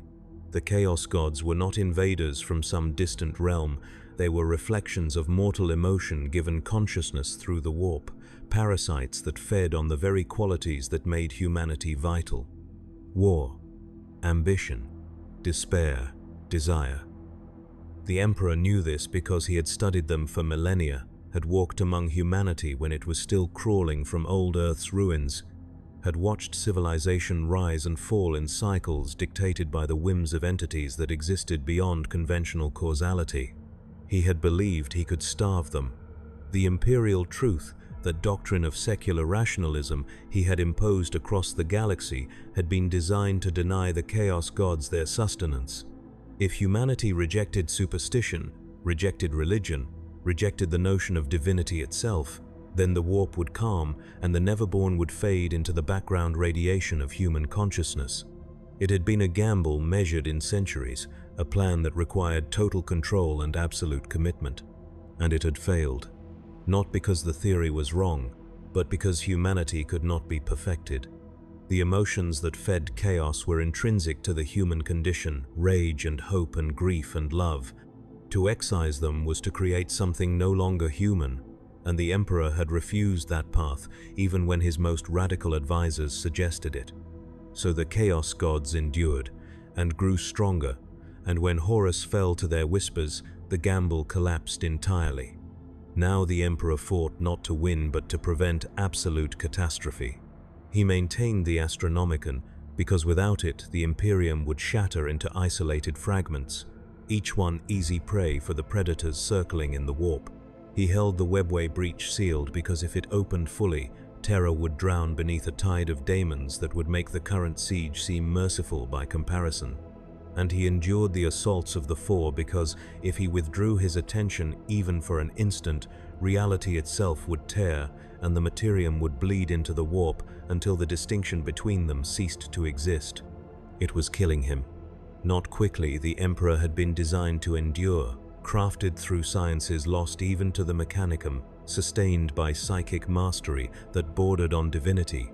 But mortality was patient, and the accumulated damage was irreversible. Each daemon he banished left psychic wounds that did not heal. Each moment spent sustaining the Astronomicon burned through reserves that could not be replenished. The Golden Throne helped, its mechanisms amplifying his power and filtering the worst of the strain. But it was a crutch, not a solution. He was dying by degrees, and he knew it. The custodians knew it too. Constantin Valdor, Captain General of the Adeptus Custodes, stood at the foot of the Golden Throne and felt the wrongness radiating from his master. The Emperor's physical form remained perfectly still, but Valdor could sense the struggle occurring beyond perception, could feel the tremors in the warp that indicated battles of cosmic scale. The custodians had been created to guard the Emperor with their lives, but how did one protect against threats that existed in dimensions beyond reach? They could kill any mortal assassin, could repel any physical assault, but they were helpless against the enemies their master faced alone. So they waited. They stood vigil in perfect silence, their armor gleaming in the chamber's perpetual golden light, and they waited for orders that did not come. Some had stood in the same position for days without moving, their enhanced physiology rendering hunger and fatigue irrelevant. They were not men. They had never been men. They were weapons, forged to a single purpose, and that purpose was failing because the nature of the war had changed. Valdor felt something he had not experienced in centuries. Uncertainty. Malcador entered the throne room alone. The custodians permitted him passage without challenge. The Sigillite was one of the few beings in existence authorized to approach the Emperor without announcement. He walked slowly, his staff clicking against the marble floor, each step requiring conscious effort. His body was failing. The alchemical treatments that had sustained him beyond natural lifespan were losing efficacy, his cells degrading faster than they could be regenerated. He had perhaps weeks left, perhaps days. It did not matter. He had work to complete before the end. The Sigillite stopped at the base of the throne and looked up at his oldest friend, his Emperor, his collaborator in the dream of unity. The Emperor's eyes were closed, his face serene, but Malcador could see the strain in the micro-expressions that flickered across those features, grimaces of pain quickly suppressed, moments of effort that betrayed the magnitude of the battle being fought within the warp. Malcador had known the Emperor for longer than recorded history, had stood beside him through the Age of Strife and the Unification Wars, and never once had he seen his master struggle like this. He spoke into the silence. His words were not prayer. Malcador was perhaps the only human who truly understood that the Emperor was not a god, but they were reverent nonetheless. He reported on the siege's progress, on casualties and supply levels, on morale assessments and strategic projections. He spoke of Dawn's defense, of Sanguinius's courage, of the Khan's raids. He spoke of the Lion's Gate fallen and the Eternity Wall crumbling. He spoke of billions dead and trillions more awaiting their turn. The Emperor did not respond. Malcador had not expected him to. This was not a conversation. This was a chronicle, a record delivered to the one being who needed to hear it even if he could not acknowledge it. The Sigillite finished his report and stood in silence for a long moment, studying the Emperor's face, memorizing details against the certainty that he would not see his friend again. Then he turned and walked from the chamber. The custodians closed ranks behind him, sealing the throne room once more. Outside the sanctum, the palace was transforming. The architecture itself seemed to be decaying, not through physical damage but through wrongness. Corridors that had run straight for kilometers now curved in ways that defied geometry. Chambers reported empty by morning patrols contained furniture and occupants by evening, as though entire rooms were phasing in and out of existence. Tech priests, attempting to maintain the palace's systems, discovered that their instruments no longer functioned reliably. Auspex returns showed corridors that did not exist, heat signatures where no bodies stood, power readings that fluctuated without pattern or cause. The warp was bleeding through. Not catastrophically, not yet, but in increments, reality's fabric wearing thin under the sustained pressure of millions of daemons pressing against the veil. Sanctioned psychos collapsed at their posts, babbling about things they could see approaching through dimensions mortals were not meant to perceive. Astropaths went mad in increasing numbers, their minds shattered by the psychic roar of the warp storms surrounding Sol. The Inquisition executed them as they fell, granting the Emperor's mercy to those who could no longer serve, burning the bodies to ash and scattering them in consecrated ground. There was no other choice. A corrupted psyche was a door through which daemons could manifest, and the palace could not afford to harbor such vulnerabilities. So the Inquisitors did their work with cold efficiency, identifying the tainted and the broken, putting them down like diseased livestock, maintaining the quarantine even as they knew it was ultimately futile. The warp would find a way in eventually. All they could do was delay. Rogel Dawn walked the battlements and saw daemons for the first time. They manifested along the outer perimeter where the traitor forces had established their siege lines, creatures of warp stuff given form through sorcery and sacrifice. Lesser daemons at first, bloodletters and horrors, things that could be killed with sufficient firepower, but their presence confirmed what the Primarch had feared. The siege was no longer purely military. It had become a metaphysical assault, reality itself, the battlefield, and the defenders were woefully unprepared for enemies that violated the laws of physics through their very existence. Dawn issued orders to distribute consecrated ammunition to all frontline units. The munitions had been blessed by what remained of the ecclesiarchy's informal priesthood, their shells inscribed with wards and prayers that held power not through faith but through psychic resonance. Whether this would prove effective against demonic entities was unknown. The Imperium's understanding of such matters was fragmentary at best, but it was better than nothing. The troops received the blessed ammunition without question, adding it to their loadouts alongside standard ordnance. And if some of them whispered prayers while loading their weapons, their officers chose not to comment. Faith was spreading like contagion through the ranks. The imperial truth that doctrine of rationalism and secular governance was collapsing under the weight of manifest supernatural horror. When soldiers watched daemons materialize from thin air, when they saw comrades possessed by entities that spoke in languages that caused bleeding from the ears, when they witnessed sorcerers reshape reality through will alone, the argument that such things were merely poorly understood phenomena rang hollow. The troops needed something to believe in, some framework through which to comprehend the incomprehensible. They found it in the Emperor. Not the Emperor as he was a transhuman scientist warlord who had explicitly rejected divinity, but the Emperor as they needed him to be. A god, a protector, an omnipotent father who would deliver them from darkness if only they had sufficient faith. The prayers began quietly, whispered in bunkers and trenches, but they spread with the inevitability of epidemic. Shrines appeared in forward positions, cobbled together from spent shell casings and scraps of parchment bearing the Emperor's image. Soldiers anointed their weapons with oils and recited litanies before battle, investing their tools with meaning through ritual. The Lectitio Divinitatis, that heretical text written by Lorgar and suppressed by the Emperor himself, began circulating through the ranks. Copies were passed hand to hand, printed on whatever material was available, the words memorized and repeated until they became catechism. The book preached that the Emperor was not merely a man but the God-Emperor of mankind, that worship was not superstition but proper acknowledgement of his divine nature, that faith itself was a weapon against the darkness. The Inquisition attempted to suppress the text, burning copies when discovered and interrogating those who possessed them, but it was futile. The belief had taken root, and no amount of enforcement could extract it. Malcador learned of this development and made a choice. He could order a comprehensive purge, root out the faithful, and execute them as heretics against the imperial truth. It would be within his authority, it would be doctrinally correct, and it would shatter morale at the moment when the defenders most needed cohesion. Or he could permit the heresy to continue, allow the troops their faith even knowing it contradicted everything the Emperor had fought to establish, gambling that belief, even false belief, would sustain them through the horrors ahead. He chose pragmatism over principle.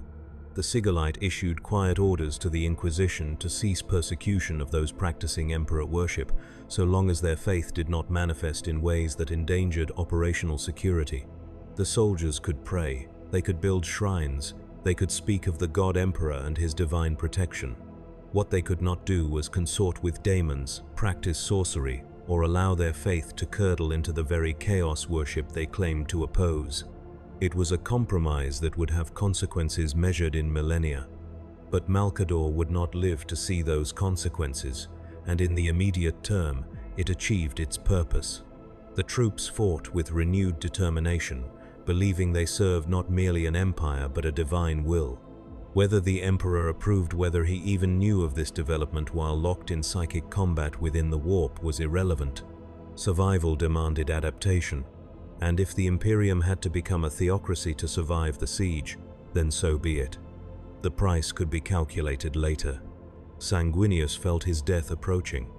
The visions had been growing more frequent, more detailed, unfolding with the clarity of memory rather than premonition. He saw the throne room aboard the vengeful spirit, its walls inscribed with blasphemy, the floor slick with blood. He saw Horus waiting, radiant with stolen divinity, his eyes reflecting something vast and terrible. And he saw himself broken at the War Master's feet, his wings torn, his blood pooling in patterns that spelled damnation in languages older than Terra. The angel knew when it would happen. Not the precise hour. Prophecy was not that exact, but the context, the circumstances. The Emperor would board the vengeful spirit to confront his fallen son, and Sanguinius would go with him, and there would be a choice. Let the Emperor face Horus alone, or intervene and die in his place. Not to save the Emperor. Nothing could save the Emperor at this point. The wounds already inflicted were too deep, but to weaken Horus sufficiently that when the final confrontation came, there might be a chance. Sanguinius had already made his choice. He had made it the moment he saw the vision, perhaps before that, perhaps when he first swore his oaths of service. He was the Emperor's son, and what were sons for, if not to die in their father's stead? The knowledge brought him not peace, but a strange clarity. He no longer feared, he no longer doubted. There was only duty, and the certain knowledge that he would fulfill it even at the cost of everything. His sons sensed the change in him. The blood angels who fought at his side noticed that the angel had grown quieter, more contemplative, spending long hours in meditation between battles. Some thought it was sorrow at the losses they had sustained. The legion had been bled white, defending the refugee columns and holding the Lion's Gate. Others believed it was exhaustion, the accumulated weight of combat and command wearing even on a Primarch. None guessed the truth, because the truth was too heavy to speak aloud. Their father had accepted his death and was preparing to meet it with grace. Jaghatai Khan brought news from the outer districts. The White Scars had penetrated deep into traitor-held territory on a raid designed to assess enemy logistics, and what they found disturbed even the Khan. The traitors were not simply besieging Terra, they were reshaping it. Entire regions had been converted into ritual sites, the ground inscribed with sigils visible from orbit, the architecture rearranged into patterns that defied reason. Populations that had fallen under traitor control were being used as raw material for sorcerous workings, their bodies flayed and arranged into geometric configurations that pulsed with warp energy. The Khan reported this to Dawn and Malkador in the War Council chamber.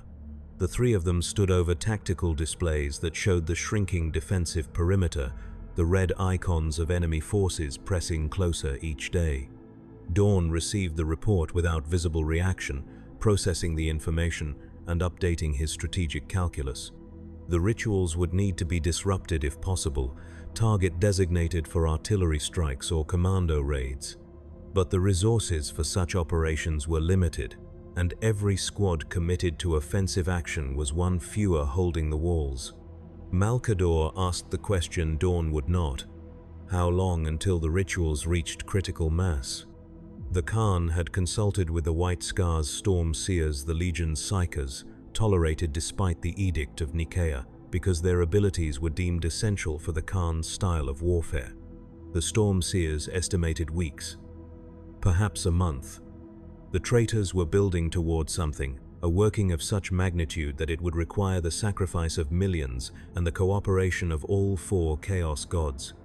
What exactly they intended, the Storm Seers could not determine. But the psychic pressure building around Terra suggested an event that would make the current siege seem preliminary. Dawn made his decision with characteristic speed. He would hold the current defensive line as long as possible, but preparations would begin immediately for a fighting withdrawal to the Sanctum Imperialis itself. The outer palace, the Eternity Wall, the secondary fortifications, all of it could be sacrificed if necessary. What mattered was keeping the Emperor alive and the sanctum secure until whatever crisis the traitors were building toward could be confronted directly. It was admission that the siege could not be won through conventional means. Victory, if it came at all, would come through a singular confrontation: the Emperor versus Horus. The loyalist primarchs serving as auxiliary, as support, as sacrifices necessary to create the conditions for that final duel. Everything else, the billions of troops, the fortifications, the months of grinding attrition, was simply setup, context, the stage upon which the real war would be decided. The primarchs understood this without needing to speak it aloud. They were tools, as they had always been, weapons forged for specific purposes, and when the time came, they would be expended as their creator saw fit. The Astronomicon went dark for 47 seconds.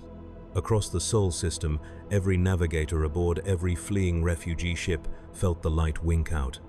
For 47 seconds, the psychic beacon that had guided humanity through the warp since the Great Crusade began simply ceased to exist. In those 47 seconds, the warp storm surrounding Terra intensified to catastrophic levels, reality and unreality bleeding together until the distinction became philosophical rather than practical. Daemons manifested spontaneously in sealed chambers. Mortals touched by the warp's overflow went mad or burst into flame. Entire sections of the palace phased out of existence and returned seconds later with their occupants aged by decades or reduced to infancy. Then the light returned.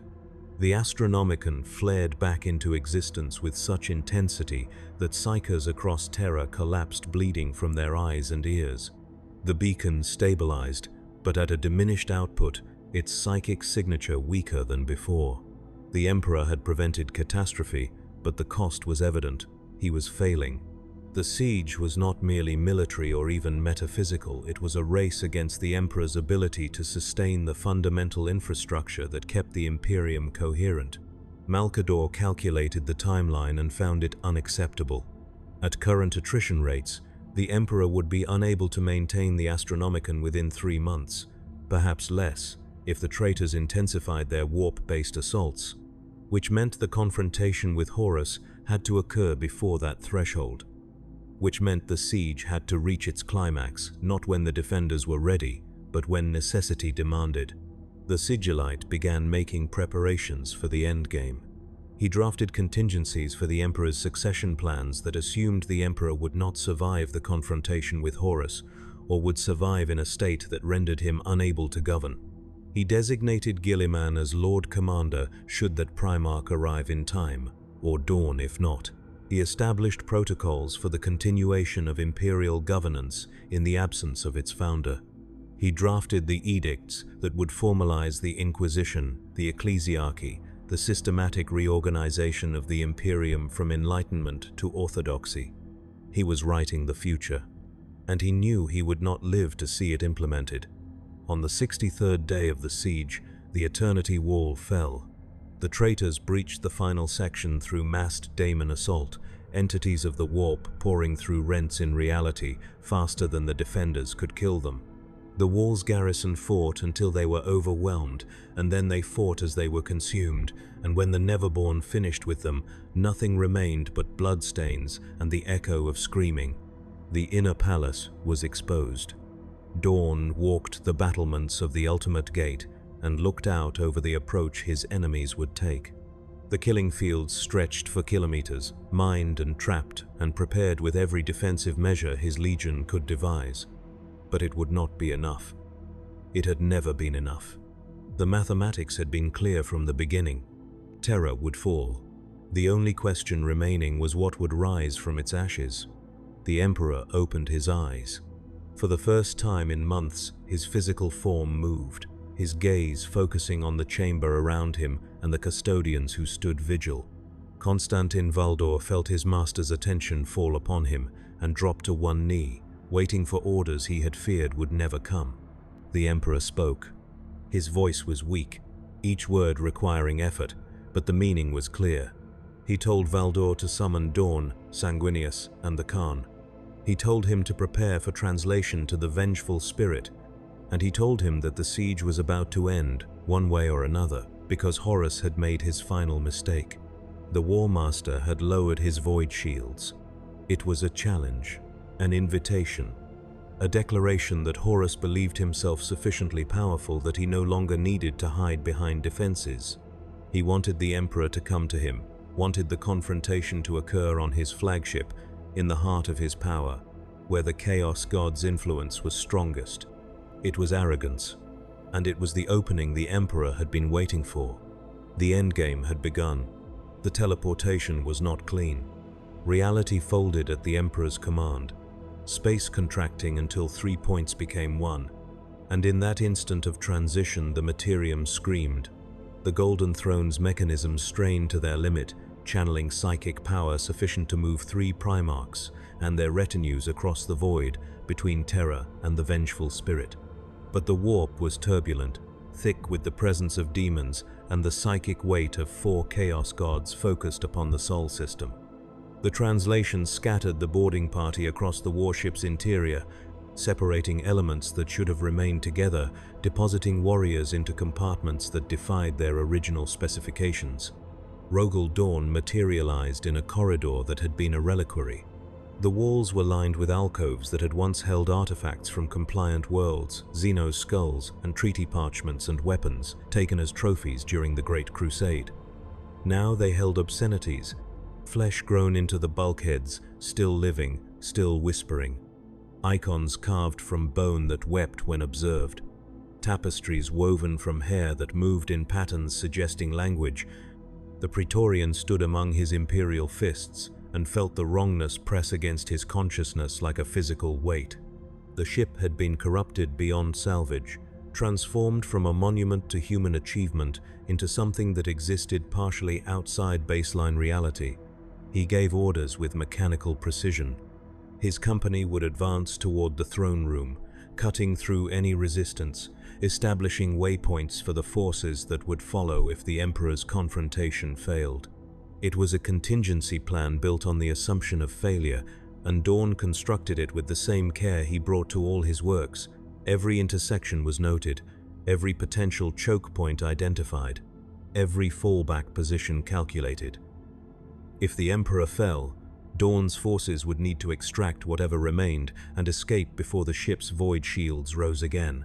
If escape was even possible, the Imperial fists advanced in combat formation, their bolters tracking shadows that moved wrong, their auspex returns showing heat signatures where no bodies stood. The ship resisted them, bulkheads sealed without command. Gravity fluctuated, sending warriors stumbling or lifting them centimeters from the deck. The air itself carried contagion, particles too small to filter that caused biological rejection in unaugmented humans. The Imperial fists endured, their gene-forged physiology processing toxins that would have killed mortal soldiers, their discipline absolute, even as the environment violated every principle of rational construction. They encountered the first defenders in what had been an observation gallery. The sons of Horus emerged from alcoves and side passages, their armor bearing the eye of Horus rendered in gold and blood. They had been brothers once, warriors Dawn had fought alongside during the Great Crusade, but no recognition remained in their eyes.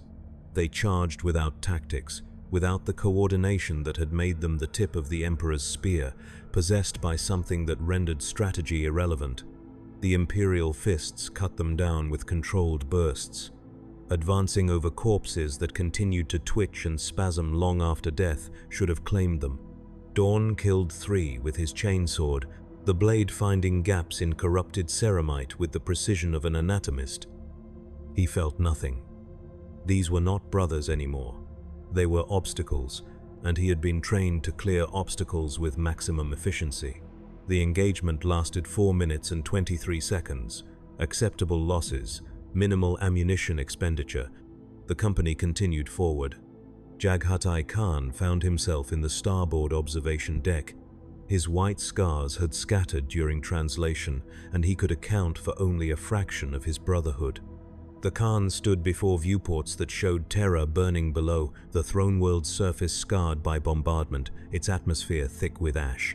He had been born on a world of open steppes and endless sky, had spent his life in motion, and the sight of humanity's cradle reduced to static carnage filled him with a rage he rarely permitted himself to feel. The deck's architecture was wrong. The floor curved in ways that hurt to observe, the walls meeting at angles that should not exist in Euclidean space. The Khan's storm seers, those few who had materialized with him, reported that the ship existed partially in the warp, its geometry infected by the Imperium's fundamental wrongness. Movement through it would not follow predictable patterns. Distance was negotiable. Cause and effect were suggestions. The Khan smiled. He had spent a lifetime defying prediction, striking from unexpected vectors, refusing to be contained by the enemy's expectations. If the ship wanted to rewrite the rules of navigation, he would adapt faster than it could change. He gave orders to his brotherhood in clipped Chogorian, directing them to advance in loose formation, ready to exploit any opening, prepared to withdraw and strike from another angle if resistance proved too heavy. They moved like wind through a structure built to resist siege. The White Scars encountered word-bearers conducting a ritual in what had been the ship's primary chapel. The traitors had inscribed the chamber with Daemon script, their voices raised in harmonics that caused bleeding from the ears. The Khan struck like lightning, his Guandao taking the ritual leader's head before the word-bearers could respond. His brotherhood followed, their blades singing as they carved through traitors who had abandoned warfare for theology and paid the price in blood. The ritual collapsed with its conductor dead, and the demons that had been gestating in the warp dissipated, unfulfilled. The Khan did not pause to savor the victory. He simply moved, already seeking the next objective, the next enemy, the next moment of motion in a war that would not be won through holding ground. Sanguinius walked alone. His honor guard had scattered during translation, lost somewhere in the ship's corrupted vastness. The angel did not search for them. He knew where he needed to be, felt the pull of destiny like gravity drawing him toward a specific point in space and time. The throne room, the confrontation, the moment when prophecy would become history and his existence would reach its appointed conclusion. He moved through corridors that whispered his name. The ship knew him, or something within it did. Voices called from the walls, offering false comfort, promising reunion with brothers he had lost, suggesting futures where the heresy never occurred and the Imperium remained whole. Sanguinius ignored them. He had heard worse whispers in the deserts of Baal Secundus, had resisted temptations that would have broken lesser beings. These phantoms were crude, obvious in their intent. What disturbed him more was the silence that followed. After the initial assault of voices, the ship simply watched. He could feel its attention, vast and patient, observing his progress with the curiosity of something that knew how this ended. The angel's hand tightened on his blade, but he did not slow. Fear was irrelevant. Doubt was wasteful. There was only the path forward and the certainty that he would walk it to its end. He found the first bodies in what had been an armory. Blood angels, his sons, killed during translation or immediately after. Their armor had been torn open, their gene seed extracted with surgical precision. Sanguinius knelt beside them and closed their eyes, whispering prayers he had learned from the tribes of Baal benedictions for the dead that promised they would rise again in some eternal battlefield where honor mattered more than victory. He did not believe the prayers, but his sons had, and that made them sacred. The angel rose and continued forward, leaving his fallen behind because he had no choice, because duty demanded sacrifice, because love was a luxury the siege did not permit.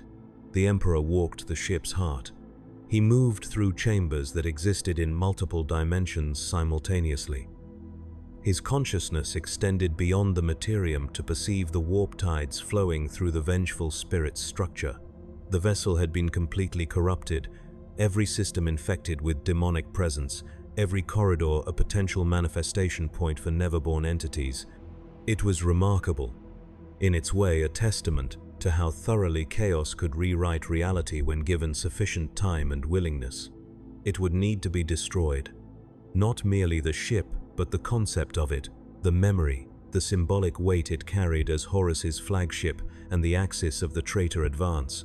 When this was finished, if there was an after, the vengeful spirit would need to be erased so completely that even its name would be forgotten. The Emperor made note of this, filing it among the 1,000 other tasks that would define the Imperium's future, assuming it had one. He walked alone. The custodians who should have accompanied him had been scattered during translation, lost in the ship's maze or dead. The Emperor had not waited for them to regroup. There was no time. The warp storms around Terra were intensifying, the Chaos Gods committing their full attention to the moment of confrontation, and the window of opportunity was measured in minutes, not hours. He felt Horus ahead. The presence was unmistakable. A psychic signature that had once been as familiar as his own reflection, now twisted into something barely recognizable. The War Master had been his greatest work, the most perfectly balanced of all the Primarchs, combining tactical genius with charisma and strength of will. The Emperor had imagined Horus leading the Imperium after he retreated to Terra, governing in his name while he worked on the Webway project that would have freed humanity from warp travel forever. That future was ashes now. The Emperor did not permit himself grief. Grief was for those with the luxury of time, and he had only necessity. The necessity of confrontation, the necessity of ending what he had inadvertently begun, the necessity of ensuring that if he fell, he would take Horus with him and deny the Chaos Gods their greatest champion. He reached the approach to the throne room and paused. The corridors ahead were lined with corpses. Space Marines from both sides, custodians, mortal crew, things that had never been human. They had been arranged in patterns, their positions suggesting ritualistic significance. This was a gauntlet, a statement, an invitation rendered in death. Horus wanted the Emperor to see what loyalty bought in the new order he represented. Wanted him to understand that the Imperium's ideals were corpses waiting to be arranged. The Emperor walked through the dead without acknowledgement. They were already gone. What remained was meat and armor, testimony to decisions made and prices paid. He did not slow, did not pause to honor or mourn. There would be time for that after, if after existed. For now there was only forward movement, the final steps of a journey that had begun 10,000 years ago when he first walked among humans and decided they were worth saving. The throne room doors stood open. Sanguinius found them first. The angel emerged from a side passage and saw the massive adamantium portals, their surfaces inscribed with obscenities that hurt to observe directly. Beyond them lay the throne room. He could feel it, the psychic weight of the space pressing against his consciousness like a physical barrier. This was the place, the moment, the end of prophecy and the beginning of history. He stepped forward and felt the ship resist. The air thickened, becoming viscous, each step requiring effort as though he walked through congealing blood. Sanguinius pushed through it, his will absolute, his wings spreading wide as though he could fly through the resistance. The ship recognized him now, understood what he represented, and tried to deny him entry. But the angel had not come this far to be turned away by cheap theatrics. He crossed the threshold. The throne room was vast, cathedral-sized, its ceiling lost in shadows that moved with independent will. The architecture was chaos rendered in stone and metal pillars that curved wrong, walls that breathed, floors inscribed with daemon script that glowed with warp light. At the chamber's far end, elevated on a dais of fused bone and ceramite, sat the throne itself. And upon it, Horus. The War Master had been beautiful once. Sanguinius remembered him from before the corruption, remembered the brother who had led them through the Great Crusade with vision and confidence. That brother was gone. What sat upon the throne was radiant with stolen divinity, a figure that wore Horus's face but carried the presence of something far vaster. The Chaos Gods had invested their champion with a fraction of their power, transforming him into something that existed between mortality and apotheosis. Horus smiled when he saw Sanguinius. It was not a kind smile. He stood from the throne, and the movement was wrong, too fluid, too perfect, as though gravity was negotiable and physics optional. His armor had been transformed, black ceramite fused with gold, and decorated with icons of all 4 chaos gods in equal measure. His talon, that weapon he had carried since Ullanor, crackled with warp lightning, and his eyes, those eyes that had once held warmth and brotherhood, now reflected only hunger. Sanguinius spoke first. He said the words he had prepared, knowing they would change nothing but needing to speak them anyway. He spoke of the Imperium they had built together, of the dream of unity, of the billions who had died believing in a future that was now ashes. He spoke as a brother to a brother, offering one final chance at redemption, even knowing it would be refused. Horus listened with amusement. When Sanguinius finished, the War Master responded with words that were not entirely his own, the voices of 4 gods speaking through a single throat, each syllable layered with multiple meanings. He spoke of liberation, of the Emperor's lies, of the tyranny of the imperial truth that had denied humanity its birthright. He spoke of apotheosis, of the power available to those willing to embrace their nature rather than suppress it. He spoke of Sanguinius's own legion, of the red thirst that proved the angel was already touched by chaos, whether he acknowledged it or not. And then he offered Sanguinius a choice. Join him, accept the gifts of the dark gods, ascend beyond the limitations the Emperor had imposed. Together they could reshape the Imperium into something glorious, something honest, something that acknowledged the fundamental truth that power came from embracing every aspect of human nature, including the monstrous. Sanguinius raised his blade. The answer required no words. They clashed at the center of the throne room, Primarch against War Master, brother against brother, hope against inevitability. Sanguinius fought with every technique he had mastered over 2 centuries of warfare, his blade seeking the gaps in Horus's defense, his wings carrying him through 3-dimensional combat maneuvers that should have been impossible. He fought with the knowledge of his death lending urgency to every strike, fought to inflict damage even if he could not achieve victory. Horus fought with borrowed divinity. Each blow he landed carried warp energy that corroded ceramite and burned flesh. His movements were precognitive, responding to attacks before Sanguinius launched them, as though the chaos gods whispered the future directly into his mind. He was stronger, faster, and sustained by powers that did not tire or bleed. The duel was never equal, it had never been meant to be. But Sanguinius endured. He fought through injuries that would have killed lesser beings, his gene-forged physiology repairing damage even as new wounds were inflicted. He fought past exhaustion, past pain, past the certainty of defeat. Because this was what he had been made for, not victory, but witness. To stand before the darkness and refuse to yield even in the face of annihilation. The Emperor entered the throne room. He saw his sons locked in combat, saw Sanguinius bleeding from a dozen wounds, saw Horus radiant with stolen power. The Emperor did not call out, did not announce himself. He simply began walking toward the dais. His presence, a gravitational well that drew the attention of everything in the chamber. Horus felt him and smiled. The War Master struck Sanguinius with the full force of his corrupted might, the blow shattering ceramite and bone, lifting the angel off his feet and hurling him against the chamber wall. Sanguinius collapsed, his wings broken, blood pooling beneath him. He tried to rise, his fingers scrabbling for purchase on the floor, but his body would not obey. He had done what he came to do. He had wounded Horus, had carved a deep gash across the War Master's chest that wept both blood and warp stuff. It was not a killing blow, but it was damage, a reminder that even gods could bleed. The angel's vision dimmed.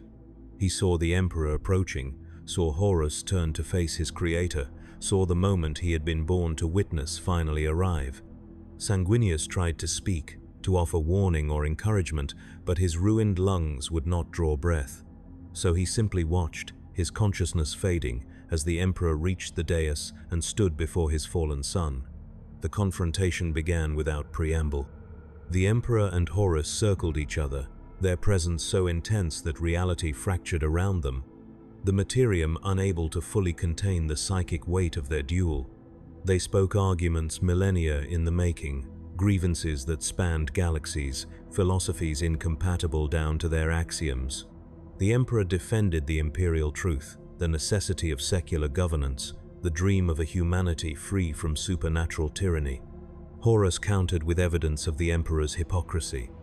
His use of warp power, even as he forbade others from accessing it, his creation of the Primarchs through bargains with the very entities he claimed to oppose. Neither convinced the other. Words gave way to violence. They fought with powers that defied description, reality warping around them as psychic force met demonic might. The Emperor wielded the sum total of human psychic potential, millennia of accumulated knowledge and mastery, focused through a will that had shepherded humanity since before recorded history. Horus wielded the combined might of the four Chaos Gods, entities that existed beyond conventional causality and fed on the fundamental emotions that made consciousness possible. The chamber could not contain them. The walls cracked, reality bleeding through the fractures. Daemons manifested spontaneously and were unmade by the Emperor's presence. The floor became molten, then crystalline, then something that existed in spectrums mortals could not perceive. Time became negotiable, seconds stretching into subjective hours, entire sequences of combat occurring between heartbeats. Rogel Dawn arrived with his imperial fists and saw the duel from the threshold. The Praetorian understood immediately that intervention was impossible. The scale of power being unleashed would vaporize any space marine who approached, gene-forged physiology or not. So he did what he had been trained to do. He secured the perimeter. His company established a defensive cordon around the throne room, preparing to extract the Emperor if extraction became possible, prepared to die if that was what the moment required. Dawn saw Sanguinius lying against the wall, saw the pool of blood spreading beneath the angel's broken form. He did not go to his brother. There was nothing he could do, and the battle ahead required his full attention, so he looked away and focused on the task at hand, because sentiment was a luxury, and Rogel Dawn had never permitted himself luxuries. The Khan arrived moments later, his white scars securing the approach corridors. He saw what Dawn had seen, and made the same calculation. They could not help. They could only witness and prepare for whatever came after. The two Primarchs stood together at the threshold, watching their father fight for the future of humanity against a brother who had become something else entirely. The Emperor was losing. Not through lack of power, his psychic might was sufficient to unmake lesser gods. But Horus was sustained by entities that existed beyond conventional death, who could channel power through their champion faster than it could be depleted. Every wound the Emperor inflicted was healed by warp energy. Every psychic assault was deflected by daemonic intervention. The duel was not merely physical or psychic, but metaphysical, a contest between fundamentally incompatible visions of existence. And the Emperor was constrained in ways Horus was not. To unleash his full power would be to destroy the ship, the surrounding void, possibly Terra itself. The collateral damage would be measured in star systems. So he fought with restraint, trying to find a solution that would end Horus without ending everything. And that restraint was his weakness, because Horus had no such limitations. The War Master was willing to burn galaxies if it meant victory, to sacrifice entire species as offerings to the dark gods in exchange for power. Horus struck the Emperor down. The blow shattered the Emperor's armor and drove him to his knees. The War Master stood over his creator and raised his talon for the killing strike, power building around the weapon until it glowed with the light of a dying star. This was the moment.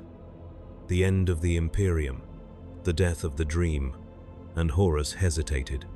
For an instant, a single instant, the War Master saw what he had become, saw himself through his father's eyes, saw the corruption and the betrayal and the magnitude of what he had destroyed. In that instant, the Chaos God's grip weakened, their champion's will asserting itself against their control. Horus looked down at the Emperor and felt something that might have been regret. The Emperor saw the hesitation and acted. He unleashed the full totality of his psychic might, not as a weapon but as annihilation. The attack bypassed Horus's physical form entirely, striking at his soul, at the essence of what he was. The Emperor did not kill his son.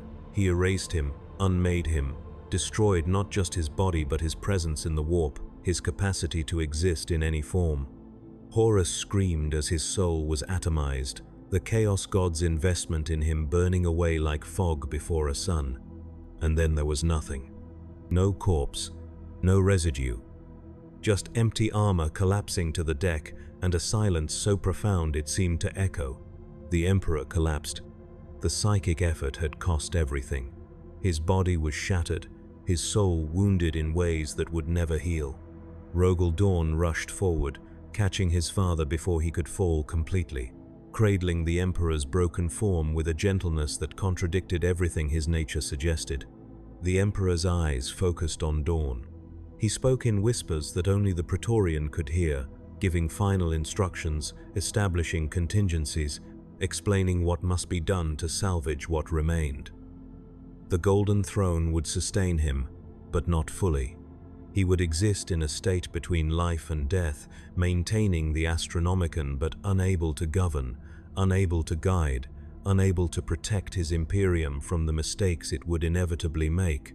Dawn listened and remembered every word. The Jagatai Khan approached Sanguinius. The angel still lived, barely, his chest rising and falling in shallow gasps. The Khan knelt beside his brother and saw the clarity in Sanguinius's eyes. The angel knew he was dying and had made his peace with it. The Khan took his hand and held it, offering silent witness as one of the greatest of them faded into legend. Sanguinius smiled. His last words were too quiet to hear, but the Khan understood their meaning. The angel had fulfilled his purpose, had done what he was made to do, and now he could rest. The light faded from Sanguinius's eyes. The siege was over. The silence spread from the vengeful spirit like a plague of absence. Across the Sol system, those touched by the warp felt the moment Horus ceased to exist, not died, but was erased, his soul unmade so completely that even the Immaterium retained no echo of his passing. Traitor legionaries fighting in Terra's ruins paused mid-strike, their hands trembling as the psychic architecture that had sustained them collapsed. The demons that had manifested through months of ritual and sacrifice shrieked and dissipated, their anchor to reality severed. The Chaos Gods withdrew their attention, the price of their champion's annihilation too costly to pursue further, and the warp storms that had strangled the Sol system began their slow recession. The war did not end, but its axis had been destroyed, and what remained was collapse rather than conquest. Rogel Dawn carried the Emperor from the vengeful spirit in his arms, cradling his father's shattered form with a gentleness that contradicted the Praetorian's nature. The Emperor's body had been ravaged beyond any possibility of conventional healing, bones shattered, organs ruptured, flesh seared by warp energies that continued to burn even after the source was extinguished. He lived only through an act of will so absolute it redefined mortality, sustaining consciousness through damage that should have killed him a dozen times over. He did not speak. The psychic effort required to unmake Horus had consumed everything. The Emperor's presence in the warp had dimmed to barely perceptible levels, his consciousness retreating into the most essential functions, maintaining the Astronomicon, holding the webway breach sealed, preserving the minimal structure required to prevent his own dissolution.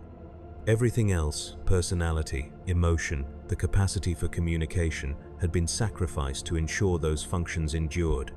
The teleportation back to Terra required Malcador's assistance. The Sigillite stood within the Sanctum Imperialis, his withered hands pressed against the Golden Throne's control mechanisms, channeling what remained of his own life force to establish the translation corridor. He could feel the Emperor's presence on the other end, diminished but intact, and he pulled with everything he had left. Reality folded, space contracted, and Dawn materialized in the throne room with his burden, the custodians already moving to support their master's weight. Malcador saw what the Emperor had become and understood.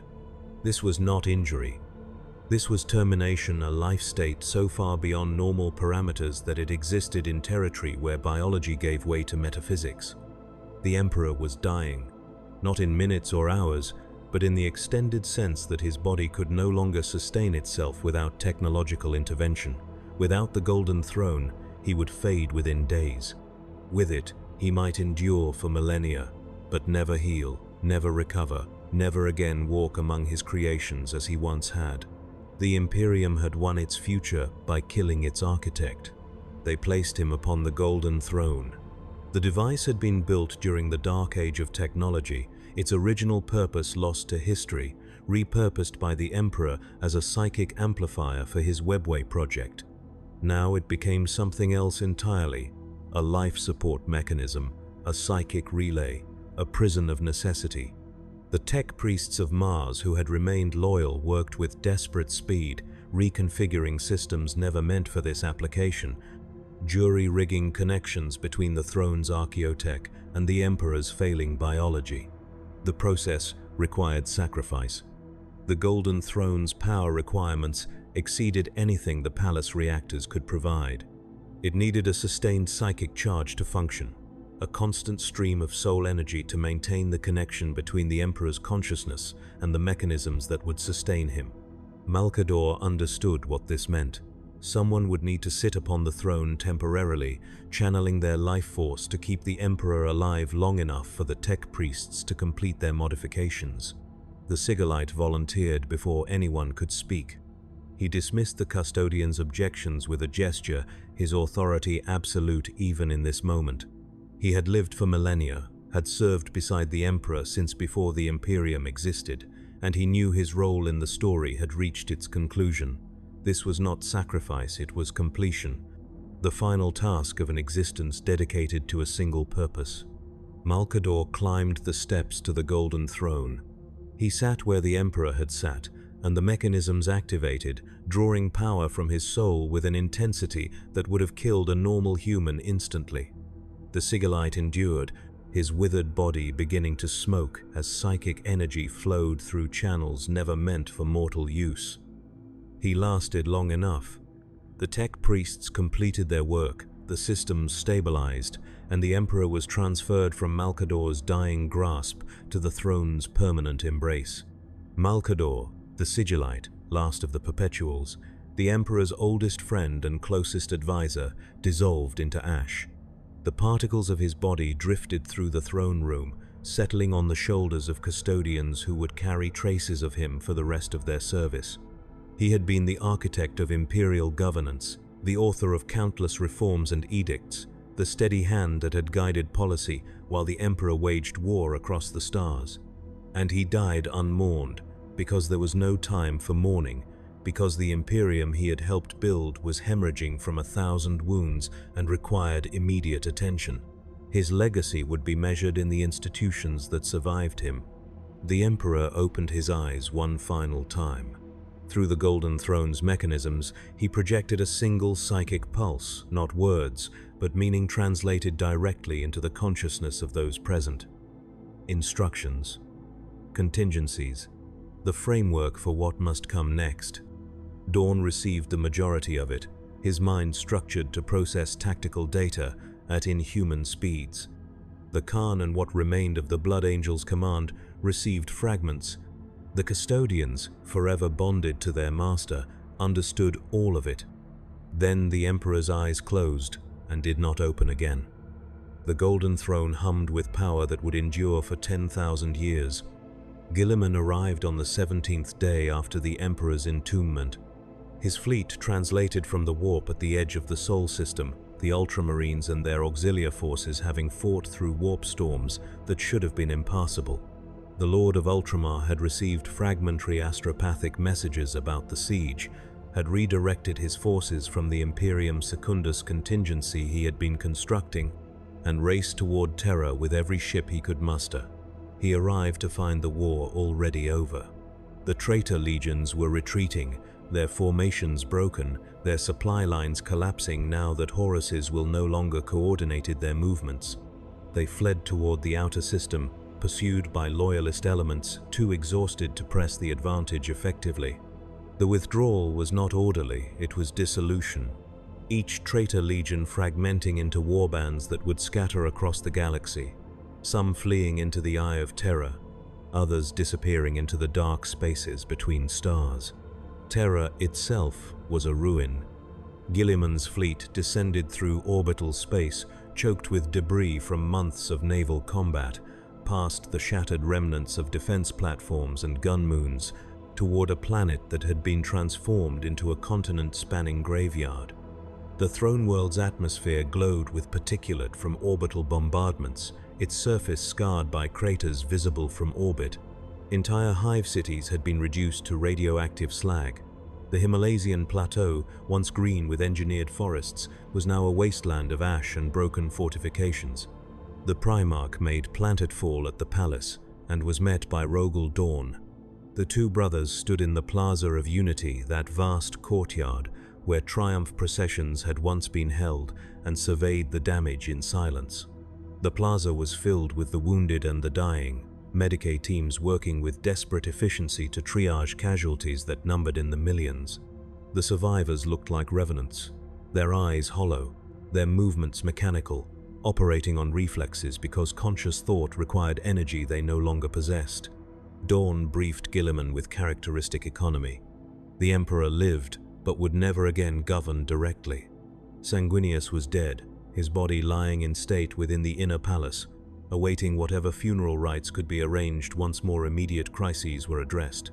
The Khan was preparing to pursue the fleeing traitors, unwilling to let them escape without exacting further price. The Lion had not been heard from. Russ remained lost. Corax was unaccounted for. Vulcan's fate was unknown. Half the legions were gone, scattered or corrupted or destroyed. Guilliman listened and felt the weight of what came next settle upon his shoulders. The Emperor had given Dawn authority over Terra's defense, but the broader Imperium, that sprawling galactic empire now fragmented by warp storms and communication breakdowns, required different leadership. It required someone capable of rebuilding, of transforming the Imperium from a conquest machine into a sustainable civilization. The Emperor's final instructions, relayed through Dawn, had named Guilliman Lord Commander. The title carried absolute authority over military and administrative matters, superseding all other ranks save the Emperor himself. It was a burden Guilliman had never sought, but he accepted it with the same sense of duty that had defined his service since his creation. The Imperium needed structure. It needed someone willing to make the difficult choices that would ensure survival, even at the cost of the ideals that had originally inspired its creation. Guilliman began the work immediately. He established the Council of Terra, formalizing the governance structure that Malcador had sketched in his final edict. He reorganized the Space Marine legions, breaking them into smaller chapters to prevent any single force from accumulating sufficient power to threaten the Imperium again. He codified the Inquisition, granting them authority to root out heresy and corruption through whatever means necessary. He reformed the Administratum, creating redundancies and oversight mechanisms designed to prevent the kind of centralized failure that had nearly destroyed everything. And he formalized the Ecclesiarchy. This decision troubled him most.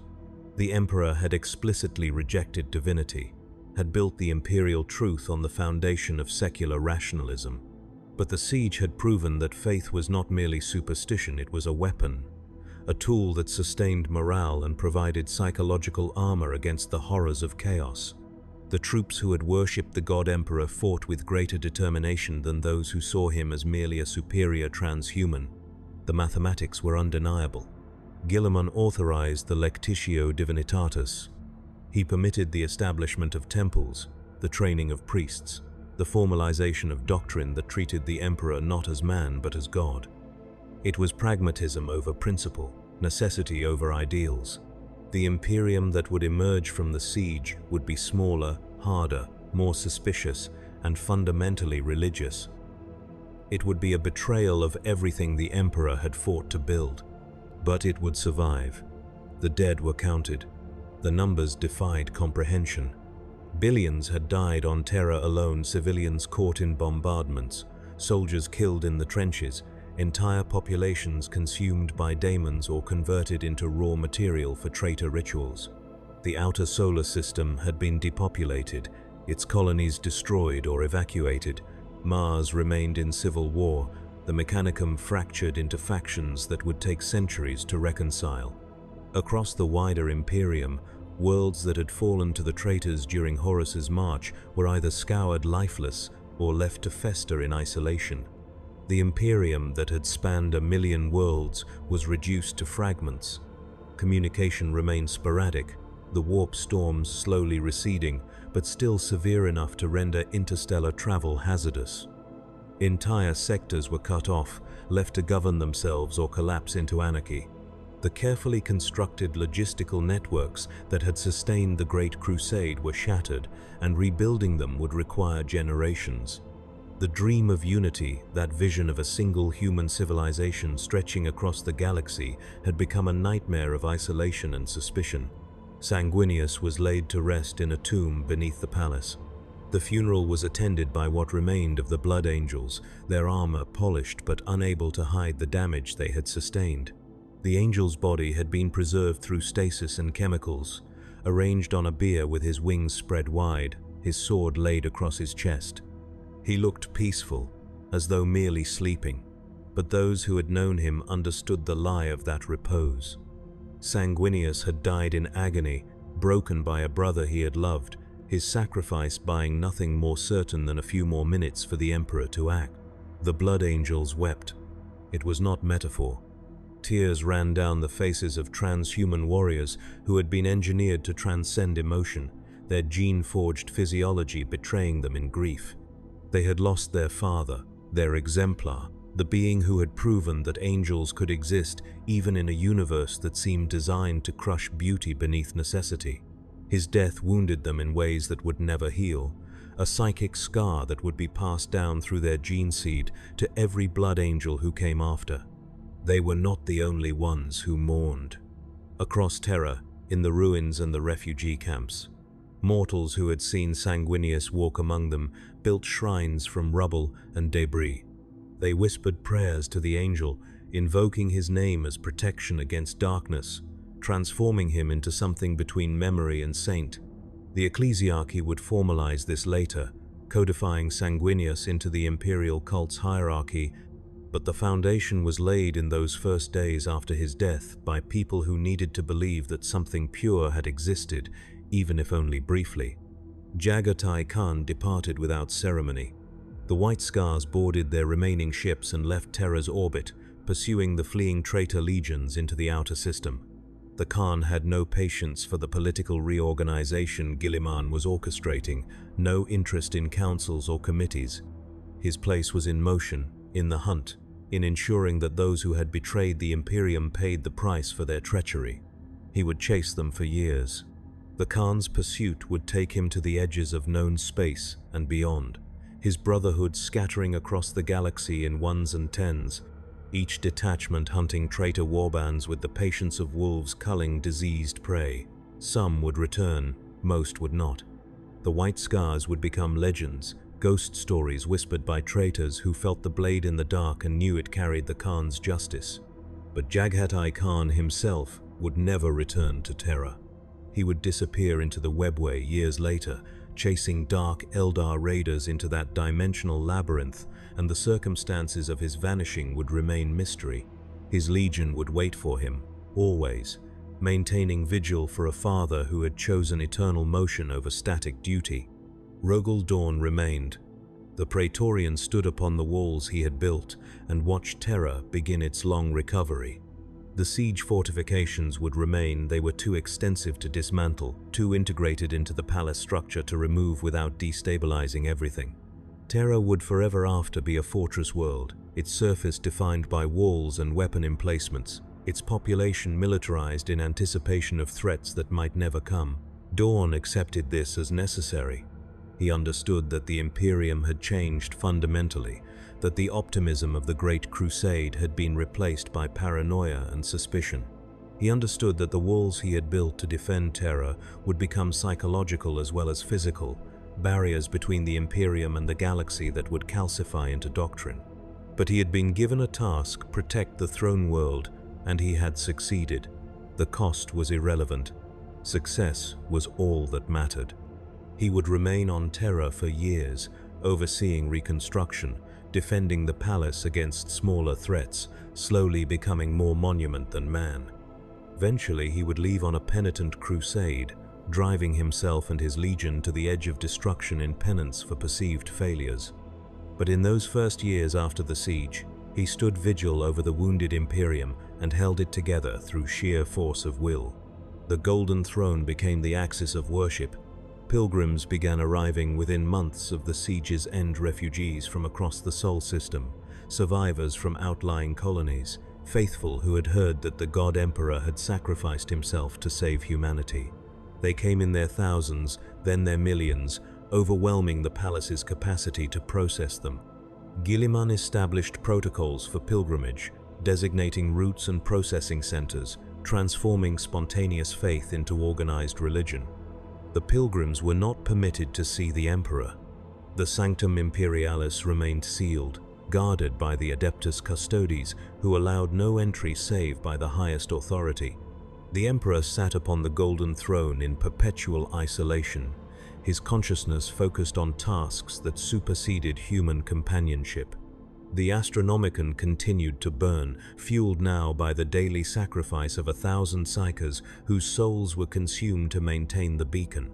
It was a grotesque inversion of the imperial truth the emperor sustained through worship and sacrifice, fed by the very superstition he had sought to eliminate. But it worked. The beacon held, the Imperium endured, and if the price was the transformation of secular philosophy into theocratic tyranny, that was a price the architects of the new order were willing to pay. The traitor legions scattered into the eye of Terra. That great wound in reality, that region where the warp bled into the materium so completely that the distinction ceased to exist, became sanctuary for those who had betrayed the Imperium. The traitors established fortress worlds within the eye, building civilizations sustained by daemon pacts and warp sorcery. They would raid the Imperium for millennia to come, unable to mount coordinated campaigns, but capable of inflicting localized devastation. They called themselves the Lost and the Damned. They claimed the Eye as their empire and swore eternal war against the false emperor who sat upon his throne of lies. But their unity was gone, fractured along the same lines as their loyalist brothers, each legion pursuing its own obsessions and grudges. The Iron Warriors sieged, the World Eaters killed.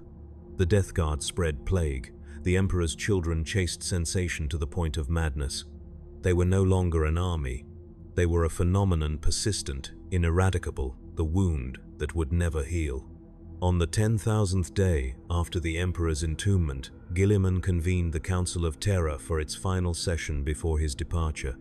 He had reorganized the Imperium's governance, established the structures that would sustain it through the millennia ahead, and prepared contingencies for threats both known and anticipated.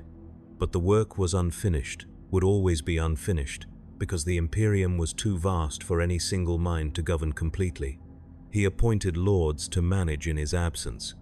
The Lord Commander Militant to oversee military operations, the Master of the Administratum to manage the civilian bureaucracy, the Fabricator General of Mars to coordinate technological development, the Inquisitorial Representative to root out corruption. Each position carefully defined, each authority carefully limited, creating a system of checks and balances designed to prevent any single individual from accumulating the kind of power that might threaten the Emperor's vision. It was a structure built on suspicion and redundancy.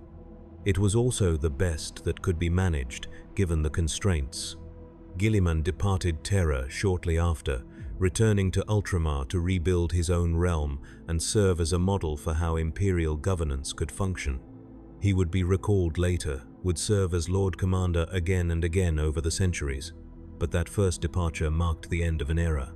The Primarchs were scattering, each pursuing their own path or disappearing entirely, and the Imperium they left behind would be governed by mortals who lacked their vision and their capabilities. The age of demigods was ending.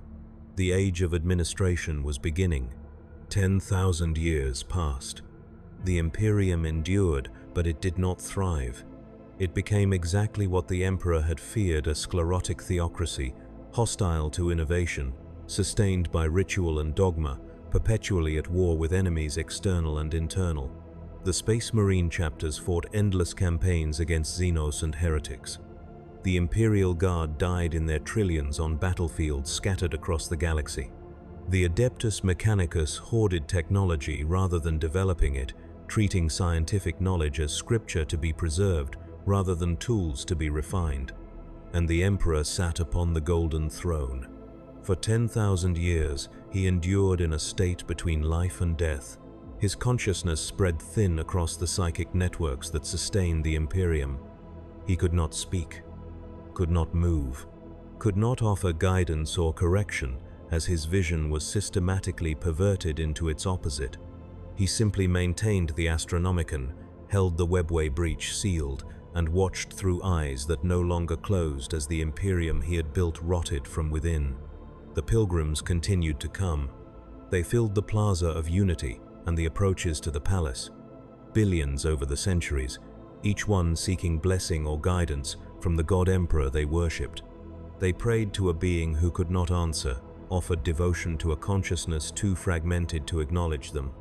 And their faith sustained the Imperium despite its dysfunction, because belief, even false belief, provided structure in a galaxy that offered nothing but entropy and violence.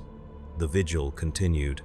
The custodians stood guard in the throne room, their numbers slowly dwindling as casualties accumulated and replacements became impossible to create without the Emperor's direct involvement.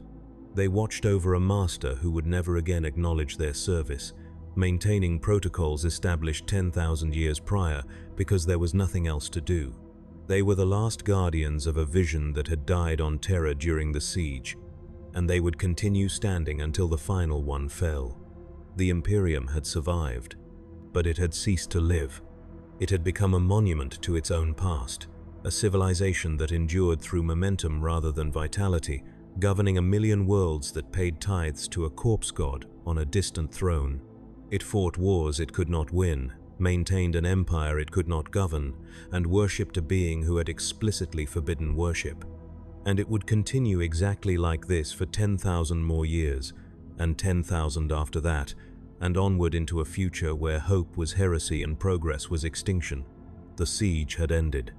The nightmare was eternal. The golden throne hummed. The Emperor endured,